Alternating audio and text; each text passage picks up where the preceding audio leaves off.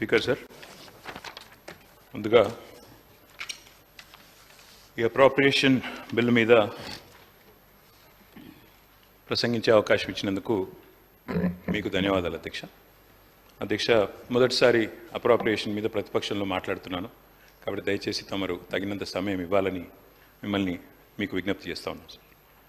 అధ్యక్ష, ముందుగా 10 ఏళ్ల తర్వాత తెలంగాణ గురించి ప్రస్తావించే ముందు 10 ఏళ్ల ముందున్న పరిస్థితులు కూడా ఒక్కసారి మననం చేసుకోవాల్సిన బాధ్యత మనందరి మీద ఉంది అధ్యక్ష. 2014 47 గుర్తు చేసుకోమంటే కూడా చేసుకుంటామన్నా. అంటే మీరు మాట్లాడిన ప్రతి ఒక్కరూ sir running commentary deputy CM చేస్తే ఎట్లా సార్? అధ్యక్ష, 10 ఏళ్ల ముందు అంటే సార్ మాట్లాడిన ప్రతి సభ్యుడు ట్రెజరీ బెంచెస్ నుంచి నేను గమనించింది గత ప్రభుత్వము, గత 10 ఏళ్ళు, గతము అంటూ మీరు పురావస్తు పరిశోధక శాఖ కదా తవ్వినట్టు తవ్వుతానే ఉన్నారు 10 ఏళ్ళు.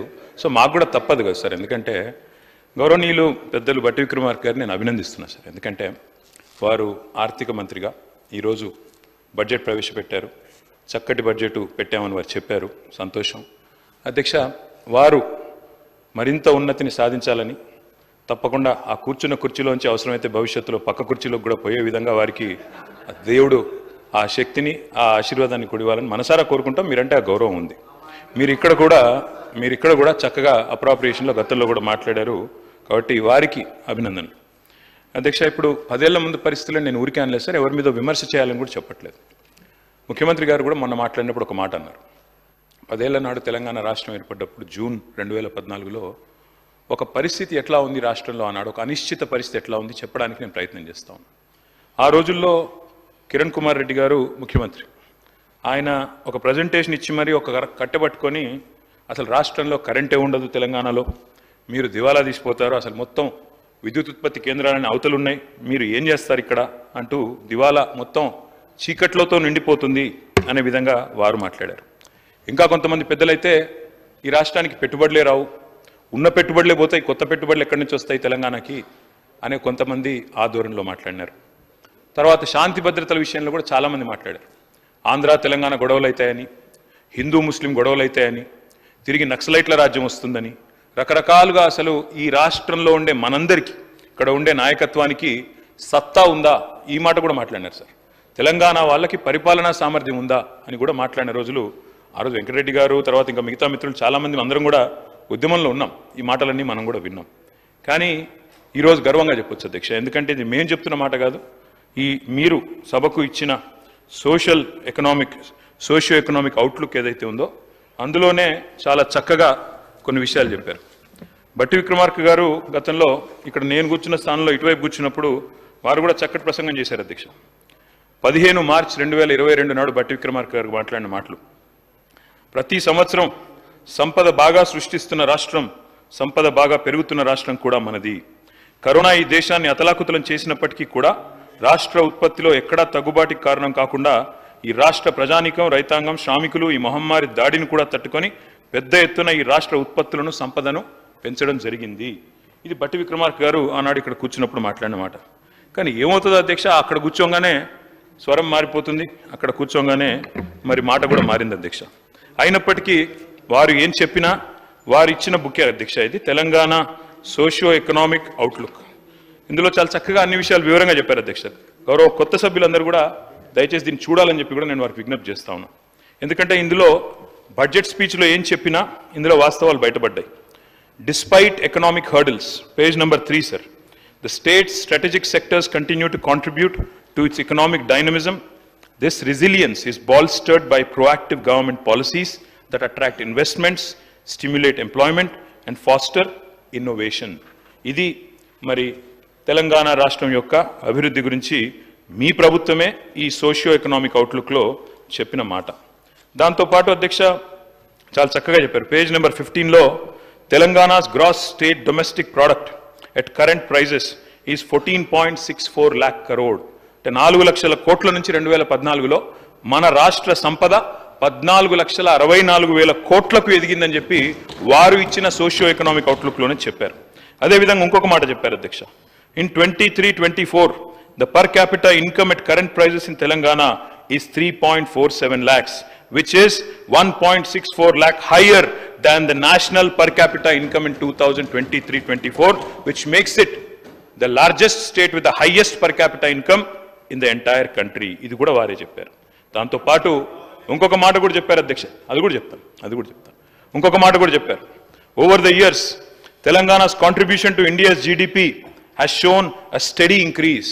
తెలంగాణ's contribution 2014లో ఎంత అధ్యక్ష భారతదేశానికి జీడిపి కాంట్రిబ్యూషన్ కేవలం 4.1%. కానీ ఈరోజు అధ్యక్ష వారిచ్చిన సోషియో ఎకనామిక్ అవుట్లుక్ ప్రకారమే Telangana accounted for 5% of India's GDP in the year 2023-24. అంటే 4.1% నుంచి 5%కి పెరిగింది అని చెప్పి జీడిపి కాంట్రిబ్యూషన్ ఆఫ్ తెలంగాణ. అంటే తెలంగాణ భారతదేశాన్ని సాకుతున్న రాష్ట్రాల్లో మొన్న మా మిత్రులు శ్రీధర్ బాబు గారు కూడా చెప్పారు, Telangana is a contributing state, we are economic engine అని చెప్పి వారు కూడా చక్కగా చెప్పారు. అందుకే వారిని నేను అభినందిస్తా ఉన్నాను. ఎందుకంటే రాష్ట్రం యొక్క పురోగతి విషయంలో వాస్తవాలు బయటపెట్టినందుకు, వాస్తవాలు చెప్పినందుకు వారిని నేను మనసారా అభినందిస్తా ఉన్నాను. అధ్యక్ష, ఒకటి వాస్తవం, ఉద్యమాలతో ఉదయించిన తెలంగాణ ఇవాళ ఉజ్వల తెలంగాణగా వెలుగుతున్నది అనే మాట వాస్తవం. దీనిలో ఎవరికి రెండో అభిప్రాయం ఉండాల్సిన అవసరం లేదు. ఎందుకంటే ఎలక్షన్లు అయిపోయినాయి, అసెంబ్లీ ఎన్నికలు అయిపోయినాయి, పార్లమెంట్ ఎన్నికలు అయిపోయినాయి, ఇంకా 4.5 ఏళ్ల పాటు చక్కగా కలిసిమెలిసి పనిచేసుకునే అవకాశం ఉంది. నేను వారికి మనస్ఫూర్తిగా నేను కూడా నిండు మనసుతో ఆశీర్వదిస్తా ఉన్నా అధ్యక్ష, అభినందిస్తా ఉన్నా. ఎందుకంటే వయసులో చిన్నవాడినే కావచ్చు కానీ నేను వారిని అభినందిస్తా ఉన్నా. ఎందుకు? మీకు ఇవాళ ప్రజలు అవకాశం ఇచ్చారు, 10 ఏళ్ళు మాకు ఇక్కడ అవకాశం ఇచ్చినారు అక్కడ. ఆ తర్వాత మేము డిసెంబర్ 3 నాడే చెప్పాము అధ్యక్ష, 10 ఏళ్ళు మాకు ప్రభుత్వం ఇచ్చిన ప్రజలకు రుణపడి ఉంటాం, వారికి శతదా సర్వదా వారికి ధన్యవాదాలు. అదేవిధంగా ఇవాళ కొత్త పాత్ర ఇచ్చారు ప్రజలు మాకు, ఒక నిర్మాణాత్మకమైన ప్రతిపక్షంగా, ఒక కన్స్ట్రక్టివ్ ఆపోజిషన్గా, ఈ రాష్ట్రం కోసం పుట్టిన పార్టీగా తప్పకుండా ఈ రాష్ట్ర బాగులు కోరుతూ, ఈ రాష్ట్ర ప్రజల బాగు కోరుతూ మీరు తీసుకునే ప్రతి నిర్ణయానికి మా మద్దతు, మా స్వాగతం ఉంటుంది. కన్స్ట్రక్టివ్ నిర్ణయాలకు తప్పకుండా స్వాగతిస్తాం. ఈరోజు మీరు బిల్లు తెస్తున్నారు స్కిల్ డెవలప్మెంట్ మీద, స్కిల్ యూనివర్సిటీ మీద, తప్పకుండా స్వాగతిస్తాం అధ్యక్ష. ఆ రకంగా అధ్యక్ష నేను వారికి చేసే విజ్ఞప్తి, దయచేసి let us not indulge in politics and curse our own state అధ్యక్ష. కానీ అధ్యక్ష వాస్తవాలు ఒక్కసారి మాట్లాడుకుంటే, అప్రోప్రియేషన్లోకి వస్తే అధ్యక్ష ఏం చెప్పారు అధ్యక్ష? చాలా మాటలు చెప్పారు. కానీ బడ్జెట్ చూస్తే ఏముంది అధ్యక్ష? ఈరోజు శుష్క ప్రియాలు, శూన్య హస్తాలు, గ్యారంటీలకు టాటా, లంకె బిందెల వేట, డిక్లరేషన్లు డీలా, డైవర్షన్ల మేళ, హామీ పత్రాలకు పాతర, శ్వేతపత్రాల జాతర, నిరుద్యోగుల మీద నిర్బంధాలు, జర్నలిస్టుల మీద దౌర్జన్యాలు, విమర్శిస్తే కేసులు, ప్రశ్నిస్తే దాడులు, నేతన్నల ఆత్మహత్యలు, ఆటో అన్నల బలవన్మరణాలు. ఓట్లకు ముందేమో అభయహస్తం అధ్యక్ష, ఓట్లు పడ్డాక ఈరోజు శూన్యహస్తం. మేనిఫెస్టోలో అరచేతిలో స్వర్గం, బడ్జెట్లో మాత్రం మోచేతికి బెల్లం, 3 తిట్లు 6 అబద్ధాలతో కేవలం పొద్దున్న లేస్తే బట్టగాల్చి మీదేసే పనులు ఇందులో కనబడ్డాయి అధ్యక్ష. ఇవాళ వారు అన్నారు అధ్యక్ష, దివాలా తీసిన రాష్ట్రం ఒక క్యాన్సర్ పేషెంట్ మాదిరిగా, ఎయిడ్స్ పేషెంట్ మాదిరిగా అని మాట్లాడారు. దయచేసి ఇది సరైన పద్ధతి కాదు. మా మీద కోపం ఉంటే మాట్లాడండి, విమర్శించండి, ఇబ్బంది లేదు. కానీ రాష్ట్రాన్ని ఖర్చు చేయడం అనేది మనకు మంచిది కాదు. ఉద్యమాలతో ఉదయించిన తెలంగాణ తప్పకుండా ఈరోజు ఉజ్వల తెలంగాణ ఎదిగిన మాట వాస్తవం. దాన్ని మనందరం కూడా అభినందిద్దాం. 10 ఏళ్ల ప్రస్థానంలో ఇవాళ స్వరాష్ట్రం స్వంత కాళ్ళ మీద నిటారుగా నిలబడ్డది అధ్యక్ష. విఫల రాష్ట్రం అవుతుందని శాపనార్థాలు పెట్టిన వాళ్ళందరి శాపాలను తట్టుకొని సవాళ్ళను అధిగమించి ఇవాళ తెలంగాణ ఒక విజయవంతమైన స్టేట్గా సిరి సంపదలతో భారతదేశం భాగ్యరేఖలు మార్చే అగ్రగామి రాష్ట్రాల సరసన నిలబడి ఉండడం మనందరికీ గర్వకారణం తెలంగాణ బిడ్డలుగా. అధ్యక్ష, ఇవాళ కొన్ని ప్రచారాలు జరుగుతూ ఉన్నాయి. దివ్యంగా ఉన్న రాష్ట్రాన్ని దివాలా తీసిందని ప్రచారం చేస్తూ ఉన్నారు. ఆస్తులు దండిగా ఉన్న రాష్ట్రాన్ని అప్పుల ఊబిలో ఉందని చెప్పి తప్పుడు ప్రచారం చేస్తున్నారు. ఇది నిజంగా కూడా దురదృష్టకరం. మీరు చేస్తున్న ప్రచారం శుద్ధ తప్పు అని నేను చెప్పట్లేదు అధ్యక్ష, మీ సోషియో ఎకనామిక్ అవుట్లుకే చెప్తా ఉంది. మీ సోషియో ఎకనామిక్ అవుట్లుక్ ఏదైతే మీరే రేవంత్ రెడ్డి గారు ముఖ్యమంత్రి గారు అదేవిధంగా ఉప ముఖ్యమంత్రి గారి ముఖ చిత్రంతో వేసిన సోషియో ఎకనామిక్ అవుట్లుకే మీరు చేస్తున్న ప్రచారం శుద్ధ తప్పు అని చెప్తా ఉంది.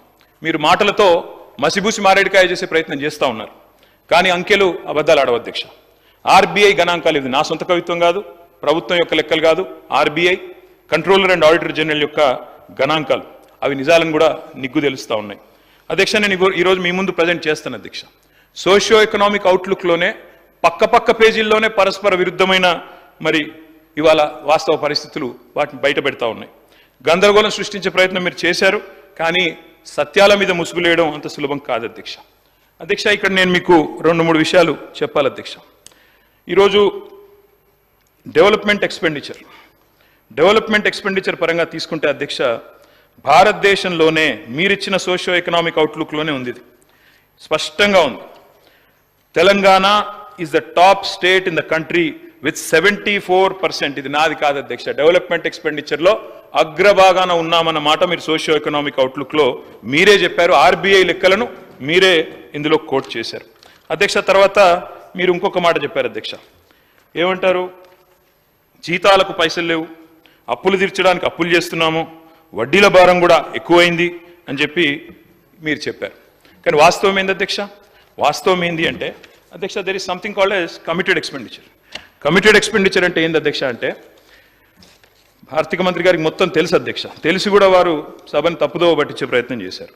ఆ కమిటెడ్ ఎక్స్పెండిచర్ అంటే salaries, pensions and interest payments, ఈ 3 కలిపితే కమిటెడ్ ఎక్స్పెండిచర్. కమిటెడ్ ఎక్స్పెండిచర్ విషయంలో అధ్యక్ష, వారి దృష్టికి అదేవిధంగా గౌరవ సభ్యుల దృష్టికి కూడా నేను తీసుకొచ్చేది, ప్రజల దృష్టికి కూడా నేను తీసుకొచ్చేది ఏమంటే, మనము చాలా స్పష్టంగా భారతదేశంలోని ఇతర రాష్ట్రాలతో పోలిస్తే చాలా చక్కటి పరిస్థితిలో ఉన్నమాట వాస్తవం అధ్యక్ష. మీ ముందు నేను ప్రజెంట్ చేస్తాను, ఎందుకంటే ఇది మీ బుక్కే కాబట్టి మీ బుక్లోంచే చెప్తాను అధ్యక్ష. కమిటెడ్ ఎక్స్పెండిచర్ విషయానికి వస్తే, మనం ఈరోజు కొన్ని ఏ రాష్ట్రాల సరసన ఉన్నాం అధ్యక్ష? స్టేట్ వైజ్ డెవలప్మెంట్ ఎక్స్పెండిచర్లోనేమో అగ్రభాగాన ఉన్నాం, 74% ఇవాళ డెవలప్మెంట్ ఎక్స్పెండిచర్ మీద ఖర్చు పెడుతున్నామని మీరే చెప్తున్నారు. అదేవిధంగా అధ్యక్ష, కమిటెడ్ ఎక్స్పెండిచర్లో మనం కమిటెడ్ ఎక్స్పెండిచర్ అంటే ₹1 మీరు జీతాలు, భత్యాలు, పెన్షన్లు, అదేవిధంగా వడ్డీ చెల్లింపులు మితి కడితే అది పోతే రూపాయిలో మనకు 47 పైసలు రూపాయలు దానికి పోతున్నాయి అధ్యక్ష, జీతాలకు, భత్యాలకు, పెన్షన్లకు, అదేవిధంగా మనకి మితి కట్టేందుకు ఇంట్రెస్ట్కు. మిగిలిన 53 పైసలు అవైలబుల్ ఉన్నాయి ప్రభుత్వానికి డెవలప్మెంట్ చేయడానికి అనేది కమిటెడ్ ఎక్స్పెండిచర్లో కనబడతా ఉంది. అంటే ఓవరాల్గా చూసుకుంటే ఎక్కడున్నాం అధ్యక్ష మనం? ఈరోజు భారతదేశంలో కేరళ చూస్తే కమిటెడ్ ఎక్స్పెండిచర్ రూపాయిలో 82 పైసలు, హర్యానా రూపాయిలో 81 పైసలు, పంజాబ్లో రూపాయిలో 79 పైసలు జీతాలకు, భత్యాలకు, పెన్షన్లకు, అదేవిధంగా ఇంట్రెస్ట్ చెల్లింపులకు పోతుంది. వెస్ట్ బెంగాల్ 69 పైసలు పోతుంది రూపాయిలో, తమిళనాడులో 62 పైసలు పోతుంది, ఆంధ్రప్రదేశ్లో 61 పైసలు పోతుంది, వారు మొన్నటిదాకా నడిపిన రాజస్థాన్లో 59 పైసలు రూపాయికి. దేశ సగటు జాతీయ యావరేజ్ ఎంత అధ్యక్ష? కమిటెడ్ ఎక్స్పెండిచర్ 56 పైసలు. అంటే మొత్తంగా రూపాయి ఆదాయం వస్తే అందులో 56 పైసలు జాతీయ సగటు కమిటెడ్ ఎక్స్పెండిచర్. కానీ తెలంగాణ ఎంత అధ్యక్ష? 47. అత్యల్పంగా ఉన్న రాష్ట్రాల్లో టాప్ 4లో తెలంగాణ ఉంది. దీన్ని మీరు తిమ్మిని బమ్మిని చేసి మోసం చేసే ప్రయత్నం చేస్తామంటే కుదరదనే మాట కూడా నేను వారికి విజ్ఞప్తి చేస్తా ఉన్నా అధ్యక్ష. ఇంకొక మాట కూడా చెప్పాలి అధ్యక్ష, ఇవాళ వడ్డీల కోసం, జీతాల కోసం పైసలు జాలట్లేదు అనే మాట వారు మాట్లాడుతూ ఉన్నారు అధ్యక్ష. ఒక్క మాట వారికి నేను చేసే విజ్ఞప్తి, మీరు పరస్పర విరుద్ధమైన వ్యాఖ్యలు చేశారని నేను చెప్పాను. 47 పేజీలో సోషియో ఎకనామిక్ అవుట్లుక్లో మీరే చెప్పారు హయ్యర్ ఫిస్కల్ స్ట్రెస్ ఉంది, 47 ఉంది కమిటెడ్ ఎక్స్పెండిచర్, దానివల్ల ఫిస్కల్ స్ట్రెస్ ఉందని చెప్పారు. కానీ 44 పేజీలో మీరు చెప్పిన మాటలో అక్కడ మీరు చెప్పారు డెవలప్మెంట్ ఎక్స్పెండిచర్లో Telangana top in the country 74% అని మీరే చెప్తా ఉన్నారు. What is right? Committed expenditure తక్కువ ఉంది అయినా ఎక్కువ ఫిస్కల్ స్ట్రెస్ ఉందని మీరు చెప్పిన మాట కరెక్టా? లేదా డెవలప్మెంట్ ఎక్స్పెండిచర్ 74%తో భారతదేశంలో హైయెస్ట్ ఉన్నామన్నమాట కరెక్టా? మీరు చెప్పాలి. ఇంకొక మాట కూడా నేను చెప్తా ఉన్నా అధ్యక్ష, మనకు రెవెన్యూ రిసీట్స్ ఉంటాయి అధ్యక్ష. రెవెన్యూ రిసీట్స్ 4 రకాలు. స్టేట్ ఓన్ ట్యాక్స్ రెవెన్యూస్ అధ్యక్ష, let me tell the entire house, especially new members in the house. State owned tax రెవెన్యూస్లో భారతదేశంలో ఈరోజు 84% SOTRతో అగ్రభాగాన ఉన్న రాష్ట్రం, మొదటి 3లో ఉన్న రాష్ట్రం తెలంగాణ. అంటే ఎవరి మీదనో ఆధారపడకుండా, ఇంకెవరి మీదనో మనం కేంద్ర ప్రభుత్వం ఇవ్వలేదనో, యూనియన్ బడ్జెట్లో రాలేదనో మనం బీరిపోకుండా, బిత్తిరి కాకుండా మనం బ్రహ్మాండంగా SOTRఏ 84% అధ్యక్ష. 4 కంపోనెంట్స్ ఉంటాయి రెవెన్యూ రిసీట్స్లో. ఒకటి స్టేట్ ఓన్ ట్యాక్స్ రెవెన్యూస్, రెండవది సెంట్రల్లో మనకు వచ్చే షేరు, మూడవది నాన్ ట్యాక్స్ రెవెన్యూస్, నాలుగవది మనకు ఇంకోటి చెప్తాను సార్, 4 ఉంటాయి సార్. ఆ 4లో మరి ఈరోజు మీరు చూసినట్టయితే ఒక్క మాట, ఈరోజు 2014లో రెవెన్యూ రిసీట్స్ ఎంత, మనకి రెవెన్యూ ఎక్స్పెండిచర్ ఎంత చూసుకుంటే అధ్యక్ష, దాన్ని బట్టే మనం సర్ప్లస్ స్టేటా, మిగులు బడ్జెట్ స్టేటా, లోటు బడ్జెట్ స్టేటా తేలుతుంది అధ్యక్ష. రెవెన్యూ రిసీట్స్ ఉంటాయి, రెవెన్యూ ఎక్స్పెండిచర్ ఉంటుంది. రెవెన్యూ ఎక్స్పెండిచర్లు ఏముంటాయి అధ్యక్ష? జీతాలు, భత్యాలు, అదేవిధంగా మనకి ఇంట్రెస్టు, దాంతోపాటు సబ్సిడీలు కూడా ఉంటాయి. ఈ 4 తీసేస్తే అప్పుడు రెవెన్యూ సర్ప్లస్ ఎంత అని తేలుతుంది. మాటిమాటికి ఒక మాట అంటారు అధ్యక్ష, వీరు మిగులు బడ్జెట్తో మేము మీకు అప్పజెప్పిపోతే అప్పుల కుప్ప చేసిండ్రు, అప్పుల పాలు చేసిండ్రు రాష్ట్రాన్ని చెప్తారు అధ్యక్ష. నేను ఇవాళ చెప్తా ఉన్నా, I would like to set the record straight. అధ్యక్ష, 2014లో రెవెన్యూ సర్ప్లస్ వాస్ 369 crore. 2022-23లో రెవెన్యూ సర్ప్లస్ వాస్ 5944 crore. నిన్న మీరు పెట్టిన బడ్జెట్లో కూడా రెవెన్యూ సర్ప్లస్ అధ్యక్ష 297 కోట్లు. అంటే మీరు మాకు 369 కోట్ల రెవెన్యూ సర్ప్లస్తో అప్పచెప్తే మళ్ళా మీకు అప్పచెప్పినాడు కూడా మేము 5944 కోట్ల రూపాయల రెవెన్యూ సర్ప్లస్ ఇచ్చిన మాట వాస్తవం కాదా? Revenue receipts minus revenue expenditure, అదే కదా రెవెన్యూ సర్ప్లస్. నేను చెప్పింది తప్ప? మరి అప్పుల పాలైపోయింది అంటే ఇంకొక మాట అన్నారు నిన్న ఆర్థిక శాఖ మంత్రి గారు, బాధాకరమైన మాట. జీతాలకు ఇచ్చినందుకు కూడా మేము అప్పులు తెచ్చే పరిస్థితి అన్నారు అధ్యక్ష. మరి రెవెన్యూ మీరు చెప్పిన లెక్కలు తప్ప, మీ మాటలు తప్ప? మీరు చెప్పిన లెక్కల్లో ఏం చెప్పారు అధ్యక్ష? రెవెన్యూ ఎక్స్పెండిచర్లో చూపెట్టారు శాలరీస్, పెన్షన్స్. అందులో ఏం చెప్తున్నారు? శాలరీసు, పెన్షన్స్, సబ్సిడీలు, ఇంట్రెస్ట్లు అన్నీ పోగా 300 కోట్ల రెవెన్యూ సర్ప్లస్ ఉందని బడ్జెట్లో చెప్తారు. కానీ ఇక్కడికి వచ్చి మాత్రం మాటల్లో, స్పీచ్లో ఏం చెప్తారు అధ్యక్ష? జీతాల కోసం అప్పులు తెచ్చే దౌర్భాగ్య పరిస్థితిలో ఉంది రాష్ట్రం అని చెప్పడం సభను తప్పుదో పట్టించడమా కాదా? దయచేసి చెప్పాలని చెప్పి నేను కోరుతా ఉన్నా అధ్యక్ష. వారి రిప్లైలో చెప్పండి అధ్యక్ష. ఇంకొక మాట అధ్యక్ష, నేను మొన్నే చెప్పాను, రిప్లైలో చెప్పండి సార్, మాకు అభ్యంతరం లేదు. I'm not saying anything wrong sir, I'm saying everything in parliamentary way. దయచేసి మీరు రిప్లైలో మొత్తం చెప్పండి అధ్యక్ష. మేము ఇంకొక మాట చెప్పాలి అధ్యక్ష. మొన్ననే హరీష్ రావు కేటీఆర్ గారు 1 minute. ఒకటే నిమిషం, నేనే అధ్యక్ష, వారు రెవెన్యూ రిసీప్ట్స్, రెవెన్యూ ఎక్స్పెండిచర్ గురించి మాట్లాడుతూ మా సమయం అంతా అద్భుతంగా రెవెన్యూ సర్ప్లస్తోనే ఉంది, ఎటువంటి ఇబ్బంది లేదని చెప్తా ఉన్నారు. కరెక్టే, రెవెన్యూ రిసిప్ట్స్ కూడా అద్భుతంగా ఉన్నాయి. జీతాలన్నీ ఆ రెవెన్యూ ఎక్స్పెండిచర్లోనే ఉంటాయి. మరి అద్భుతంగా రెవెన్యూ రిసిప్ట్స్ ఉన్నప్పుడు 2021 నుంచి 2023-24 వరకు మొదటి తారీఖుని ఇవ్వాల్సినటువంటి జీతాలని మీరు 15వ తారీఖు 20వ తారీఖు దాకా ఎందుకు పెండింగ్ పెట్టుకుంటూ వచ్చారు? ఒక్కసారి చెప్పండి అధ్యక్ష. దేనికోసం? ఉన్న అద్భుతంగా రెవెన్యూస్ ఉన్నాయి, ఎందుకు పెండింగ్ పెట్టారు అధ్యక్ష? దేనికోసం పెట్టారు? ఎటు డైవర్ట్ చేశారు? ఏం చేశారు? ఇవన్నీ వాస్తవాలే కదా అధ్యక్ష. KTR speaker sir, yes sir, I agree with deputy chief minister. Receipts బాగున్నాయి. మేము చెప్పిన మాట ఏం చెప్పాం సార్? కరోనా అనేది ఒకటి విశ్వమానవాళి, ఎవరు ఎన్నడూ ఎదుర్కొని ఉపద్రవం ఒకటి మనందరం కూడా ఎదుర్కొన్నాము. ఆ కరోనా సమయం మేము తెచ్చాము, కరోనా మేము తేలేస్తాము అధ్యక్ష. దాని తర్వాత సార్ బ్రదర్ వినండి, ఒక నిమిషం వినండి దయచేసి. వారిని కోరేది అధ్యక్ష, నేను సబ్జెక్ట్ మాట్లాడుతున్నాను బ్రదర్, విమర్శ చేయడం లేదు అధ్యక్ష. 2019 చివరిలో కరోనా వచ్చింది అధ్యక్ష, 19 డిసెంబర్లో వచ్చింది. అందుకే COVID-19 అంటారు దాన్ని, ఎందుకంటే 19 చివరిలో వచ్చింది. 2020 మార్చిలో ఇండియాలోకి వచ్చింది. మొదటి కేసు హైదరాబాద్లో 2020 మార్చి 2 నాడు వచ్చింది. అప్పటి నుంచి అధ్యక్ష 2 సంవత్సరాలు ఆర్థికంగా అతలాకుతలం అయిపోయిన పరిస్థితి.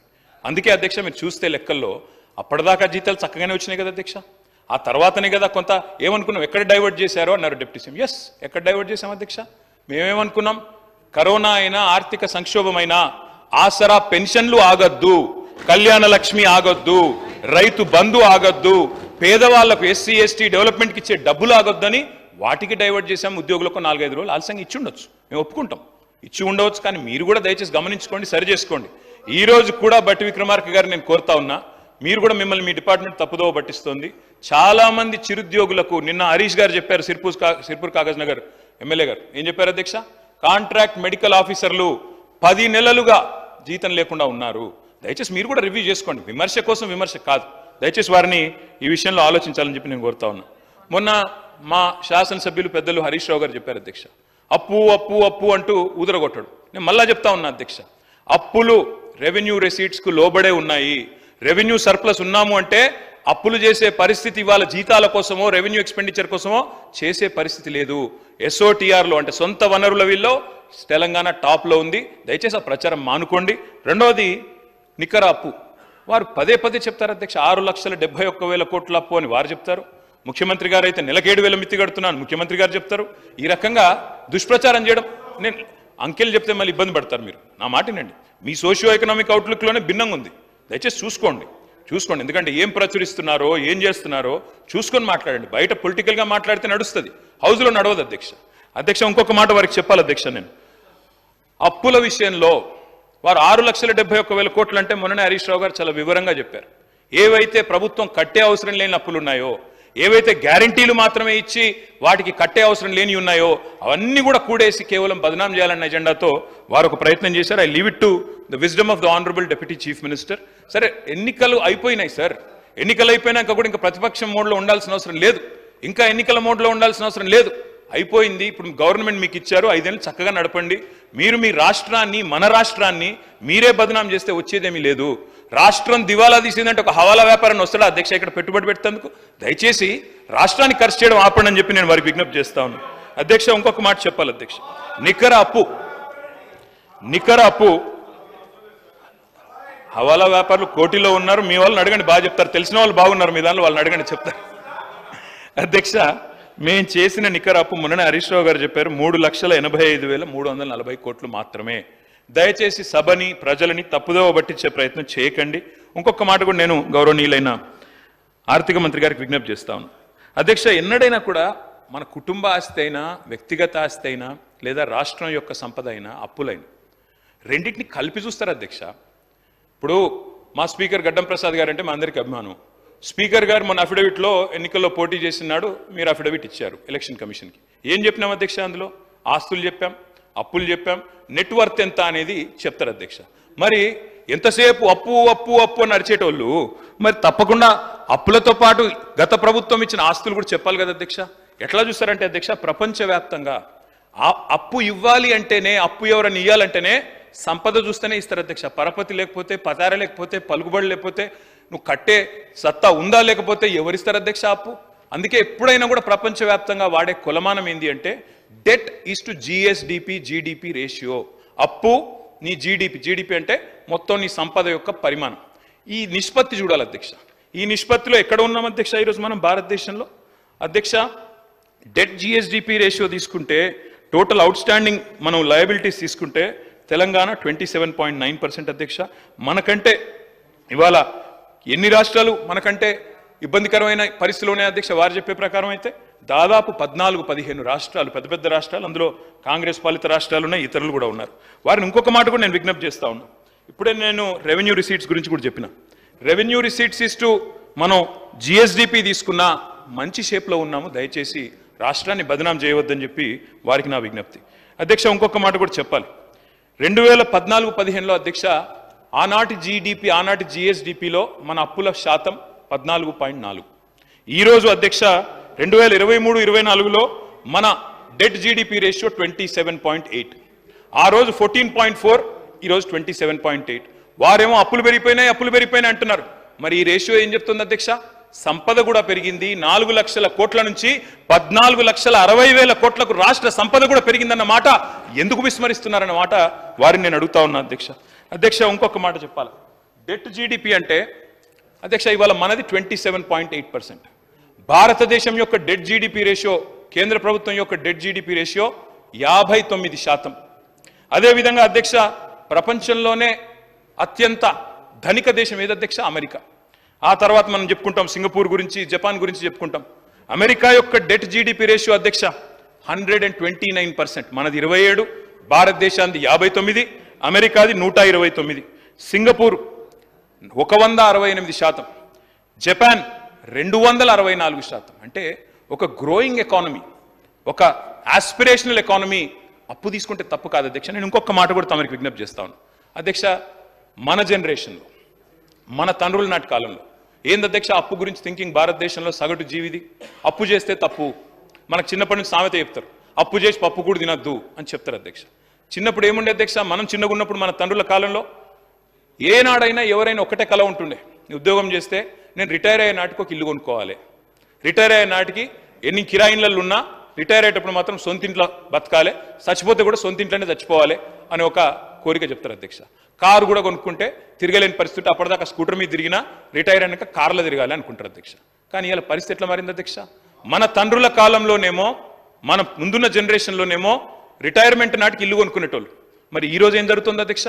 హైదరాబాద్లో ఒక అమ్మాయికి కానీ, ఒక అబ్బాయికి కానీ, మన చెల్లెలకు కానీ, మన తమ్ముడికి కానీ, మన పిల్లలకు కానీ ఐటీ ఉద్యోగం వస్తే మొట్టమొదలు ఏం కొంటున్నారు అధ్యక్ష? వాళ్ళు 22-23 ఏళ్ల వయసులోనే మొదలు కొనేది కారు, 2-3 నెలల్లో కొనేది ఇల్లు.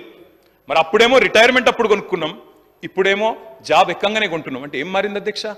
ఏం మారింది అంటే మన పరపతి, మన పలుకుబడి, మన పతారా, మనకు లోన్లు ఇచ్చే ఇన్స్టిట్యూషన్లు కూడా నమ్ముతున్నాయి నువ్వు కడతావని చెప్పి. అందుకే అంటా ఉన్నా అధ్యక్ష, ప్రొడక్టివ్ సెక్టర్లో ఇన్వెస్ట్మెంట్ పెడితే అది అప్పు తప్పు కాదు, అది భవిష్యత్తు మీద పెట్టే పెట్టుబడి అవుతుంది. కాబట్టి అప్పు అప్పు అప్పు అంటూ ఆగం చేయవద్దని చెప్పి కూడా వారిని నేను విజ్ఞప్తి చేస్తా ఉన్నా. అధ్యక్ష, నేను ఇంకొక మాట కూడా చెప్పాలి. రాష్ట్రం వచ్చిన నాడు తెలంగాణ రెవెన్యూ 46,000 కోట్ల అధ్యక్ష. 2024 నాటికి రాష్ట్ర రెవెన్యూ 1,60,000 కోట్లు అధ్యక్ష. ఇప్పుడే నేను చెప్పాను, గ్రాంట్ ఎయిడ్స్ కూడా ఉంటాయి రెవెన్యూ రిసీట్స్లో. గ్రాంట్ ఎయిడ్స్ వారు మరి ఎక్కువ వేసుకొని రెవెన్యూ సర్ప్లస్ ఏమైనా తప్పు చెప్పారా, అప్రోప్రియేషన్లో మీరు కరెక్ట్ చేసుకోవచ్చు, తప్పు చేసామని ఒప్పుకోవచ్చు, మాకు అభ్యంతరం లేదు. మేము కేంద్రం నుంచి ఎక్కువ వస్తాయి అనుకున్నాం గ్రాంట్స్, మరి ఇప్పుడు రావనుకుంటున్నాం, కాబట్టి సవరించుకుంటాం, అప్రోప్రియేషన్లో రీఅప్రోప్రియేట్ చేసుకుంటామంటే మాకు అభ్యంతరం లేదు అధ్యక్ష, మేము వారికి సహకరిస్తాం. అధ్యక్ష, ఇంకొక మాట కూడా వారికి చెప్పాలా అధ్యక్ష, సొంత రాష్ట్రంలో సొంత ధనంతో సొంత కాళ్ళ మీద నిలబడే రాష్ట్రాన్ని మీకు అప్పచెప్పినాము. ఇప్పుడే నేను చెప్పాను, SOTRలో 84%తో అగ్రభాగాన రాష్ట్రం ఉన్నది. ఇంకొక మాట కూడా వారికి చెప్పాలి అధ్యక్ష, ఫిజికల్ డెఫిసిట్ 2014లో ఫిజికల్ డెఫిసిట్ ఏంది అధ్యక్ష? ఫిజికల్ డెఫిసిట్ అంటే ద్రవ్య లోటు. ద్రవ్య లోటు అంటే మన ఆదాయం ఎంత, మన ఖర్చు ఎంత, దాని మధ్యన ఉన్న అంతరం ఎంత, అంటే మనం ఇంకెంత అప్పు తీసుకోవాలనేది చెప్పేది. ఆనాడు 2014లో అధ్యక్ష ద్రవ్య లోటు 1.9% మీరు మాకు అప్పచెప్పిపోయినాడు అధ్యక్ష. 2022-23లో 2.5% అధ్యక్ష, అంటే కేవలం 0.6% మాత్రమే ద్రవ్య లోటు పెరిగింది. ఇంకొక మాట నేను ఆర్థిక మంత్రి గారికి విజ్ఞప్తి చేస్తా ఉన్నా, కేంద్ర ప్రభుత్వం కింద మీద పడుతోంది. వాళ్ళు they've set a target of physical deficit of 4.9%. దాన్ని రీచ్ కాలేక మొన్నటి బడ్జెట్లో కూడా 5.4%కే కేంద్రం ఫిజికల్ డెఫిసిట్ మొన్న కూడా అయింది. మనం మాత్రం 2.5%. We're in healthy shape, we're in the pink of health. మీకు పింక్ కలర్ మీద కోపం ఉండొచ్చు, the state is in the pink of health. దయచేసి దాన్ని అబాస్పాలు చేయకండి, బదనాం చేయకండి. మా ఉత్తమన నవ్వుతున్నారు, పింక్ ఆఫ్ హెల్త్ అంటే we're in the pink of health sir, we should all compliment it. అధ్యక్ష, I would like to say one more thing sir. కేంద్రంతో పోలిస్తే ఫిజికల్ డెఫిసిట్ విషయంలో వారు 5.4 ఉంటే మనం 2.5 ఉన్నాం. మరి మీరు మనం దివాలా తీసినామంటే వారు డబల్ దివాలా తీసిందా సార్? ఇది కూడా చెప్పాలా. దయచేసి నేను వారిని కోరేది, మన రాష్ట్రాన్ని మనం ఖర్చు చేయడం మంచిది కాదు. సంపద సృష్టి, అదేవిధంగా రాష్ట్ర సంపద ఎంత పెరిగిందో నేను మీకు చెప్పే ప్రయత్నం చేశాను. GSDP కూడా 4 లక్షల కోట్ల నుంచి 14.5 లక్షల కోట్లు ఎట్లా పెరిగిందో చెప్పాను. తలసరి ఆదాయం కూడా 1,14,000 మీరు మాకు అప్పచెప్పినాడు. 12వ స్థానంలో ఉన్నాం భారతదేశంలో, 12వ స్థానంలో పర్ క్యాపిటల్ ఇన్కంలో ఆనాడున్నాం. ఈ రోజు గర్వంగా చెప్పొచ్చు అధ్యక్ష, సిక్కిం, గోవా లాంటి చిన్న రాష్ట్రాలను పక్కన పెడితే the number 1 state in India in per capita income is Telangana. Yes, we should be proud. అవును, ఉప ముఖ్యమంత్రి గారు ఒక మాట అన్నారు, రంగారెడ్డి జిల్లాలో 9,62,000, వికారాబాద్ 1,80,000 అన్నారు. కానీ let me remind honourable deputy chief minister sir, 33 జిల్లాలు ఉండే తెలంగాణలో గత సంవత్సరం 33 జిల్లాలు కూడా దేశ సగటు జాతీయ ఆదాయం కంటే, తలసరి ఆదాయం కంటే హయ్యర్ ఉన్నాము. మన ప్రతి వెనుకబడ్డ జిల్లా కూడా భారతదేశ సగటు కంటే ముందున్నది. ఆ వాస్తవాన్ని గుర్తించండి. అదే మీరు పక్కన ఇప్పుడున్న కర్ణాటకలో 7.5 సంవత్సరాలు మీ గవర్నమెంట్ ఉండే, పోయిన 10-12 ఏళ్లలో 7.5 ఏళ్లలో ఇవాళకి కూడా కర్ణాటకలో 10 జిల్లాలు ఇంకా కూడా తలసరి ఆదాయంలో దేశ సగటు కంటే వెనుకబడి ఉన్నాయి. ఇది కూడా కావాలంటే లెక్కలు నేను మీకు ఇస్తాను, చూసుకోవాలని చెప్పి నేను కోరుతా ఉన్నా. అధ్యక్ష, 40-50 ఏళ్లుగా స్థిరపడి ఉన్న రాష్ట్రాలు మహారాష్ట్ర, కర్ణాటక, తమిళనాడు, అలాంటి రాష్ట్రాల సరసన గుజరాత్, ఇవాళ తెలంగాణ ఉండడం మనకు గర్వకారణం కాదా? వాటిని తలదన్ని మన తలసరి ఆదాయం పైకి పోవడం మనకు గర్వకారణం కాదా? మన మిత్రులు అక్బరుద్దీన్ గారు అడిగారు, మీరు ఎవ్రీ ఇయర్ ఇక్కడే ఉన్నారు, 10 ఏళ్ళు ఇక్కడ నుంచే విన్నారు, మీరు ప్రతి సంవత్సరం బడ్జెట్ చూశారు.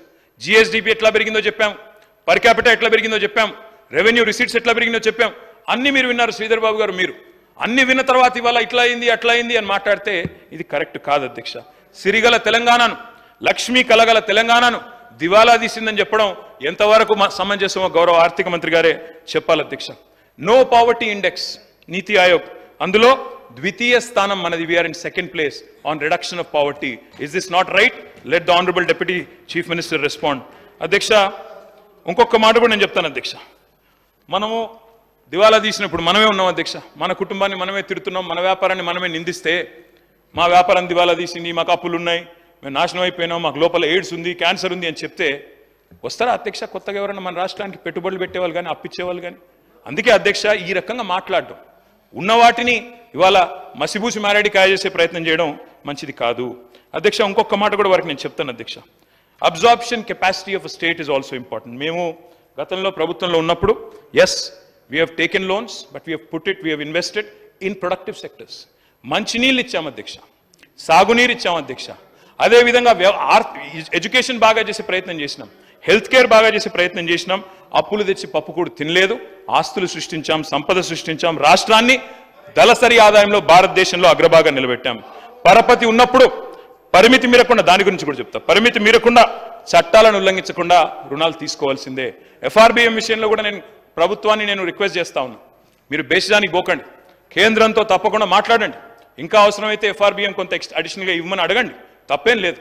మాకు తెలుసు ఈరోజు మీరు కూడా రుణమాఫీ చేయడానికి నానా కష్టాలు పడుతున్నారు, తంటాలు పడుతున్నారు, మేము అర్థం చేసుకోగలం, అక్కడ ఉన్నాం నిన్నటిదాకా, కాబట్టి మాకు కూడా తెలుసు రాష్ట్ర ఆర్థిక పరిస్థితి తెలుసు, ఏ రకంగా ఒక పెద్ద మొత్తంలో ఒక్కసారి డబ్బులు తేవాలంటే ఎంత అవస్థో మాకు తెలుసు. నిద్రలేని రాత్రులు మీరు గడుపుతున్నారు, మమ్మల్ని గడిపే విధంగా చేస్తున్నారు, ఇక్కడ 3 గంటల దాకా హౌస్ నడిపి. కాబట్టి మేము సహకరిస్తాం, నిర్మాణాత్మక ప్రతిపక్షంగా we will cooperate with you. తప్పకుండా ప్రభుత్వ పెట్టుబడితో ఈ రాష్ట్రంలోని పేదలు బాగుపడాలి, రాష్ట్రం బాగుపడాలనేదే మా లక్ష్యం అధ్యక్ష. కానీ వీళ్ళతో బాధ ఏంటంటే అధ్యక్ష, వీళ్ళకు 10 ఏళ్లలో ఏం జరిగింది మంచి విషయాలు చెప్దామంటే వీళ్ళకి కేసీఆర్ ఫోబియా పట్టుకుంది అధ్యక్ష. కేసీఆర్ ఆనవాళ్ళు దుడిచేస్తామని చెప్తారు అధ్యక్ష. వీరు చెరిపేయలేని, తుడిపేయలేని, దాచేయలేని ఆనవాళ్ళు కేసీఆర్వి. ఎట్లా జరిపేస్తారు అధ్యక్ష నాకు తెలియక అడుగుతా. కాళేశ్వరం జలసవడిలో కేసీఆర్, కాకతీయ చెరువు మత్తడిలో కేసీఆర్, భగీరథ నల్లా నీళ్లలో కేసీఆర్, పాలమూరు జలధారల్లో కేసీఆర్, సీతారామ ఎత్తిపోతల్లో కేసీఆర్, గురుకుల బడిలో కేసీఆర్, యాదాద్రి గుడి యశస్సులో కేసీఆర్, విరజిమ్మే విద్యుత్ వెలుగుల్లో కేసీఆర్, మెడికల్ కాలేజీల వైద్య విద్యా విప్లవంలో కేసీఆర్, కలెక్టరేట్ భవనాల కాంతుల్లో KCR, command control centre heights లో కేసీఆర్, మీరు కూర్చున్న సచివాలయపు సౌధపు రాజసంలో KCR, T Hub, T Works, వి హబ్ సృజనలో కేసీఆర్, వ్యూహాత్మక రహదారుల దర్జాలో కేసీఆర్, అంబేద్కర్ విగ్రహ మెరుపుల్లో, ప్రపంచంలోనే అతి పెద్దదైన అంబేద్కర్ విగ్రహ మెరుపుల్లో కేసీఆర్, అమర దీపం ఆశయాల్లో కేసీఆర్. అధ్యక్ష వారు అన్నారు అధ్యక్ష, డిప్యూటీ సీఎం గారు అన్నారు అధ్యక్ష, మీరు మమ్మల్ని అభినందిస్తారనుకున్నాం అని మాట్లాడారు అధ్యక్ష. ఇంత చక్కటి బడ్జెట్ పెట్టాం, అభినందిస్తారనుకున్నాం అన్నారు అధ్యక్ష. అధ్యక్ష వారు నేను అడుగుతా ఉన్నా అధ్యక్ష, ఎందుకు అభినందించాలి అధ్యక్ష? ఏం చూసి అభినందించాలి? ఏమన్నారు మీరు? 6 గ్యారంటీలను 100 రోజుల్లో అమలు చేస్తాం అని మాట తప్పినందుకు అభినందించాలా? డిక్లరేషన్లకు దిక్కుమొక్కు లేకుండా చేసినందుకు అభినందించాలా? 420 హామీలను తుంగలో దొక్కి మా మేనిఫెస్టో చైర్మన్ శ్రీధర్ బాబు గారు రాసిన హామీలను తుంగలో దొక్కినందుకు అభినందించాలా? అభినందించడం కాదు అధ్యక్ష, అభిశంసించాలి, మిమ్మల్ని అభిశంసించాలి. మన దగ్గర రీకాల్ సిస్టమ్ లేదు కాబట్టి అధ్యక్ష 4 ఏళ్లు భరించాలి, వేరే మార్గం లేదు. ప్రజలకు ఎన్ని హామీలు ఇచ్చారు అధ్యక్ష, ఎన్ని వాగ్దానాలు చేశారు? అరిచేతిలో వైకుంఠం అంటే ఏంది అంటే అధ్యక్ష ఇవాళ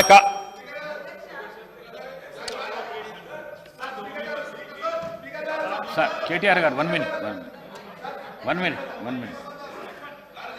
12 గంటలకు చర్చ పూర్తి చేసుకొని డిప్యూటీ సీఎం గారు రిప్లై ఇవ్వటం జరుగుతుంది. దయచేసి సభ్యులు సహకరించవలసిందిగా కోరుతున్నాను. కేటీ రామారావు గారు ప్రసంగాన్ని తొందరగా పూర్తి చేయాలి. ఎందుకంటే ఈరోజు నూతన గవర్నర్ గారు ప్రమాణ స్వీకరణం ఉన్నది సాయంత్రం 4 గంటలకు రాజ్భవన్ వెళ్ళవలసి ఉన్నది. గౌరవ సభ్యులందరూ మరియు నేను కౌన్సిల్ చైర్మన్ గారు కూడా ప్రమాణ స్వీకరణానికి వెళ్ళవలసింది. అందుకే కేటీఆర్ గారు తొందరగా చేస్తే మళ్ళీ డిప్యూటీ సీఎం గారు అప్రాప్రియేషన్ బిల్ కౌన్సిల్లో కూడా చెప్పాల్సి ఉంది. Speaker sir, I request you for one thing. I request LA Minister also for one thing. I know today is the last day for you to pass appropriation bill. We know that. 31st లో ఈరోజు రాత్రి 12 గంటల లోపల మీరు appropriation bill pass చేసుకోవాలి. మాకు idea sir. I request you, governor గారు వస్తున్నారు తెలుసు సార్, నాకు మేము సీనియర్ మెంబర్ సార్, నేను మంత్రిగా పనిచేశాను, ఇది నాకు 4వ టర్ము, 5 సార్లు ఎలక్షన్లు గెలిచాను, ఊరికే రాలేదు సార్. నేను అనేది ఒకటే రిక్వెస్ట్ సార్, 12 గంటల లోపల అప్రోప్రియేషన్ బిల్లు పాస్ అవ్వాలి. దయచేసి తమరితో నా ప్రార్థన. రాష్ట్ర బడ్జెట్కు మించి, రాష్ట్ర ప్రజలకు ఇచ్చిన హామీలకు మించిన అంతకంటే పెద్ద ప్రయారిటీ అయితే ఉండదు సార్. అధ్యక్ష మేము కూడా పోతాం, గవర్నర్ గారి దగ్గర మేము కూడా పోతాం, తప్పకుండా వారిని మేము కూడా స్వాగతిస్తాం. దయచేసి తర్వాత అడ్జెంట్ చేయండి. Let the honourable deputy chief minister come back, we'll hear his reply after governor వారికి వచ్చిన సెరమోనియల్ వెల్కమ్ తర్వాత అడ్జర్న్ చేసి మళ్ళీ తిరిగి రమ్మనండి. తప్పకుండా రాత్రి 12 లోపల బిల్లు పాస్ చేద్దాం, అప్రాప్రియేషన్ బిల్లు, మాకు అభ్యంతరం లేదు. అంతేగాని గవర్నర్ గారు వస్తున్నారు 3:30 కాబట్టి క్లోజ్ చేయండి అంటే అధ్యక్ష అప్రాప్రియేషన్కి మించిన, ఎందుకంటే ఇవాళ ఒక్కొక్క రూపాయి రేపు ఎట్లా ఖర్చు పెట్టబోతున్నారు రాబోయే సంవత్సరంలో అని చెప్పేది ద్రవ్య వినిమయ బిల్లు. దీనికి మించిన ప్రయారిటీ ఉండాల్సిన అవసరం లేదు అధ్యక్ష. ఐ రిక్వెస్ట్ ద గవర్నమెంట్, మేము చెప్పాం కాబట్టి బేసిదానికి పోకండి. Let us go to the governor, we'll welcome him ceremonially, come back and then let the deputy chief minister reply. అధ్యక్ష చాలా మంది మాట్లాడాలని తాతాలాడుతున్నారు అధ్యక్ష, వారికి కూడా ఇవ్వండి, నేను అర్థంట్లేదు. సాయంత్రం 12 దాకా నడపండి. దయచేసి తమరిని కూడా నేను ప్రార్థిస్తా ఉన్నా. ప్రధాన ప్రతిపక్షం నుంచి నేను ఒక్కనే మాట్లాడుతున్నా, మాకు 35 మంది సభ్యులు ఉన్నారు. తప్పకుండా మీరు కూడా గౌరవించి మరి రాష్ట్ర ప్రజల అభిప్రాయాన్ని కూడా దయచేసి ఎల్ఏ మినిస్టర్ గారు కూడా మన్నించి రాత్రి 11:59కి బిల్లు పాస్ చేయండి, 12 లోపల పాస్ చేయండి. సవ్యంగా అన్ని కార్యక్రమాలు జరుగుతాయి కాబట్టి దయచేసి టైం ఇవ్వండి. అధ్యక్ష ఐ రిక్వెస్ట్ యూ. అధ్యక్ష అరిచేతిలో వైకుంఠ, like I was saying, development expenditure 74%, నేను చెప్పాను, I repeat it. Committed expenditure is only 47%, I repeat it. Revenue surplus in 2014, revenue surplus in 2023-24. మీకు మిగులు బడ్జెట్తోనే అప్పచెప్పాము, ఆ విషయంలో అనుమానం అవసరం లేదు. ఫిజికల్ డెఫిసిట్ కూడా నేను చెప్పాను, మళ్ళీ చెప్తా ఉన్నా, డెడ్ జీఈడిపి విషయంలో కూడా మంచిగా ఉన్నాము. మీది ఎట్లుందంటే అధ్యక్ష వీళ్ళ వైఖరి, వీళ్ళు చెప్పారు అధ్యక్ష అరచేతిలో వైకుంఠం చూపెట్టారు, నానా మాటలు చెప్పారు ఎలక్షన్లో, అన్నీ చెప్పి ఈరోజు అవి చేయలేక ఇబ్బంది పడతా ఉన్నారు. అర్థం చేసుకోగలం అధ్యక్ష, ఎందుకంటే ఎన్నికల్లో గెలవడానికి చెప్పారు. అధ్యక్ష మార్పు రావాలి, మార్పు కావాలి, కాంగ్రెస్ రావాలి అనే స్లోగన్తో యాడ్స్ తయారు చేశారు అధ్యక్ష. మార్పు మార్పు మార్పు అని ఊదరగొట్టారు అధ్యక్ష. అధ్యక్ష పల్లా దుర్గయ్య గారు అని చెప్పి ఒక తెలంగాణ కవి అధ్యక్ష, పాపం ఈ మార్పు మీద మంచి పద్యం చెప్పినాడు అధ్యక్ష. ఈ సందర్భానికి అది యాప్ట్ అని నేను అనుకుంటా ఉన్నాను.